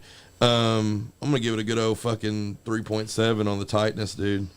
Going to Mikey. Yeah, I'm with that. 3.7. Yeah. What about you, Paul? I'll give it a 4. It was tight, but I was thinking 4-ish. I was thinking right there. Missing the clear lead, but that's the only Yeah, thing. yeah. Somebody else there with him, just fucking killing it with him. Yeah, but good idea. he makes up for it by playing everything. Yeah, I mean, know, everything else was like perfect. Chunking it out. If he'd had lead in there, I would have been like 5, What'd you think about Yeah. crazy ass music, Superfly? I'd have to give it a 4 as well. Boom, that's some big old scores for him right It now. is. It is. Listenability, dude, I kept my head rocking the whole time. I don't know if it has the listenability of the song I heard before. Like, of all the things that, if we're going that against that, listenability might not be up as much as the dude song, man. I'm actually going to, just because of that point in my head, I'm giving it a 2.9 in listenability. That's fair. I'm going to go with a 3 because I thought it was still catchy, even though it's. See, that's real close to the other one, too, that you scored. 3, 4, it's niche, because it is a niche. It's not so much niche anymore. There's 18,000 bands that fucking do vocals like that now. Actually, probably too many. It is crazy how much it's it's more on the niche radio now more. to have a band that fucking sings. I didn't mean the That's vocals. weird. I meant more the beat, like You know what I mean? Da-da-da-da, Yeah, it's more Oh, thrash you metal. talking about the staccato stuff? Yeah. or Just whatever, just the hardness, yeah. What you, Johnny? I'll give it a 3 as well. Bill 3 on a board. Originality. I've heard a lot like you said. There's 18,000 bands that record their own stuff, do their own stuff at home, and well, are they have badasses. that vocal style too, and are badass. I'm gonna actually stick with it. It's a little higher than the first one, but I'm gonna go 2.5. I'm gonna go with 2, but I still liked what I heard. It just there weren't any groundbreaking ideas there. For sure. It was just good. It was very solid. What you, Paul? Again, this is the niche thing. I mean, within its niche, probably average 2.5. Yeah, that's where I was with it too. What about you, John Lee? 2.5 for me as well. And then the last one is the personal opinion. I wouldn't buy it. Like, I like it. He's got a song on a compilation we got called "Diversity's a Thirst to Me," and it's a banger too. But I wouldn't buy it. You know what I'm saying? Like, personally, I like it, but I wouldn't buy it. It wouldn't be a CD that I would grab at CD I think Central. I would get it. CD Central. I think I'd pick this up. I'm gonna give it a 2.4. Personal opinion. I'm gonna go with 3.4. Boom, that's a big score. What you, Paul? I'll go with a 3. I mean, it might appear in one of my Spotify auto-pick tracks, and I'd listen And to that's it. big for you. That's a huge score, I think, for me, because you said you're not even into that style very much. You know what I'm saying? I'm not, but when I listen to pretty my big. own stuff on Spotify, stuff like that gets mixed Yeah, in so is it. sometimes. Yeah, so I'll listen to it. Cool. I'll give it a 3.2. 3.2. Rad. I'm going to get these scores together. We have about 10 minutes left. If you want to, Johnny Lee, put over what you got going on for the rest of the week or whatever. If you want to, tell him where to, once he gets done with that, tell him where to get Palewalker, stuff that, and all that good stuff, and where to find your stuff online. And Yeah, all that's that right. good That's a stuff. story in itself, remember? Well, As of you know, today. this Saturday we got the watch party for Bad Blood that's coming up. Oh, It's gonna be me, Andy, probably Sean. We're gonna be at Andy's new studio down at his house's basement. Ooh. We're gonna be doing all kinds of jazz there. And then Sunday night we got another episode of Partying with Cam. That's episode number 5. What was it 4? No, it was 3. It was definitely 3. It But was 3, I that's mean, right. when you count, it's kind of hard to keep track of everything because pretty much I've been riding this ship high. We got so many great guests coming up because I still got booked Wednesday night. I still got booked the Wednesday after that. And I got several people that I have in mind for that show. Awesome. So, guys, find us at the YouTube Nice Game Podcast. Find us on our page, Nice Game Podcast, which you probably already know about because you're on it. Stay nice. Hey, Mike, where can you find the Palewalker music and all that kind of stuff that you have released over the last couple of years? Well, we're still on Bandcamp, and of course, you can listen to us on Spotify, YouTube. You know, I hate that we are now defunct. It sucks, but you know, I mean, the music is still the music. And Do you have a new name or anything? We have a working name. We're calling ourselves Rust right now, but that's just kind of a, you know. It's a downgrade. Yeah, hey, I'll take it. I know, I but agree. You know, I like Palewalker. I do That too. name sticks Palewalker's out. badass. Yeah, and you know, I mean, I love that name. I came up with that whole character. I built a whole entire fucking mythos around the Palewalker. Exactly. You know, Palewalker is like a specter of vengeance. You know. Yeah. Why don't you just make it Pale Walking? That's your name. You can use it. I am contemplating trying to talk the guys into still being Palewalker, you know, and just be all brand new everything. I mean, I think that's a good idea. I mean, that Maybe we should too. have a vote for the public at some time, Yeah. and you should go with that. Well, I mean, I've got the fucking name. I mean, I'll The tell name's you. mine, I'll say this. I mean, Rust. That's okay for a decent name. Paint maybe, like. Well, Yeah. here's how I came up with Rust. Okay. Yeah. Now you would think there's no thought that goes into that. It's just fucking Yeah. plain Jane as any name could possibly. It's like calling your fucking band Milk. Yeah. Right. I get it. Knob. Or Raw Dog. But my thought was Rust is just part of the title. I wanted to do a rusted something or other because I questioned like What happens to metal when it gets old and weathered? Huh. It fucking rusts. That's true. Hence yours truly. I'm fucking old and weathered. Hence I am rusted. Well, just don't call it arthritis. Yeah. But that was my concept behind that name, Rust. Now, Rust is just like, I think, the core of what the name will end up being. Yeah. But, yeah, I mean, that's what our working title is at the moment. It's probably not going to stay that way. True. But I will say that Palewalker has such a name that catches you, because as soon as you hear the name, you're like, Palewalker. Yeah. And it just rolls off the tongue. Yeah.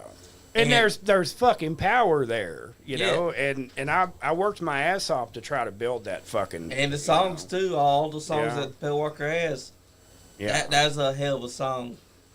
Like Vesper that we listened to at the beginning of it, yeah, dude, they're solid, man. They're songs that stick in your head for a long time.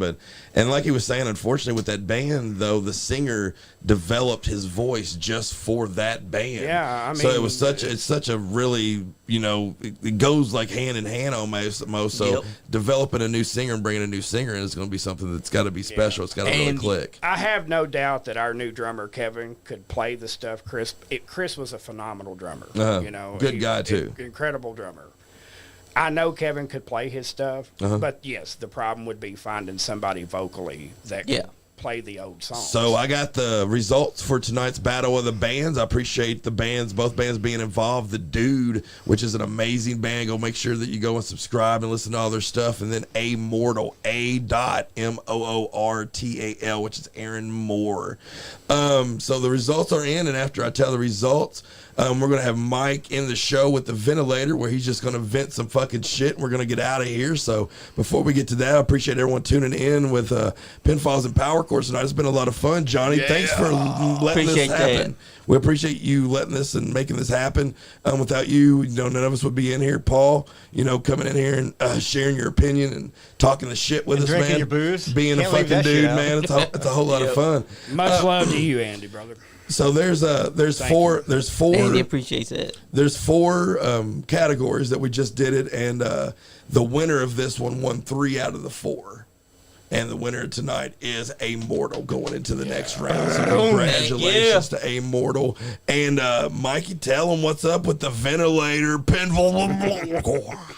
Oh, the ventilator. I thought all the way here, what the fuck am I going to do with the ventilator tonight? What am I going to vent about, right?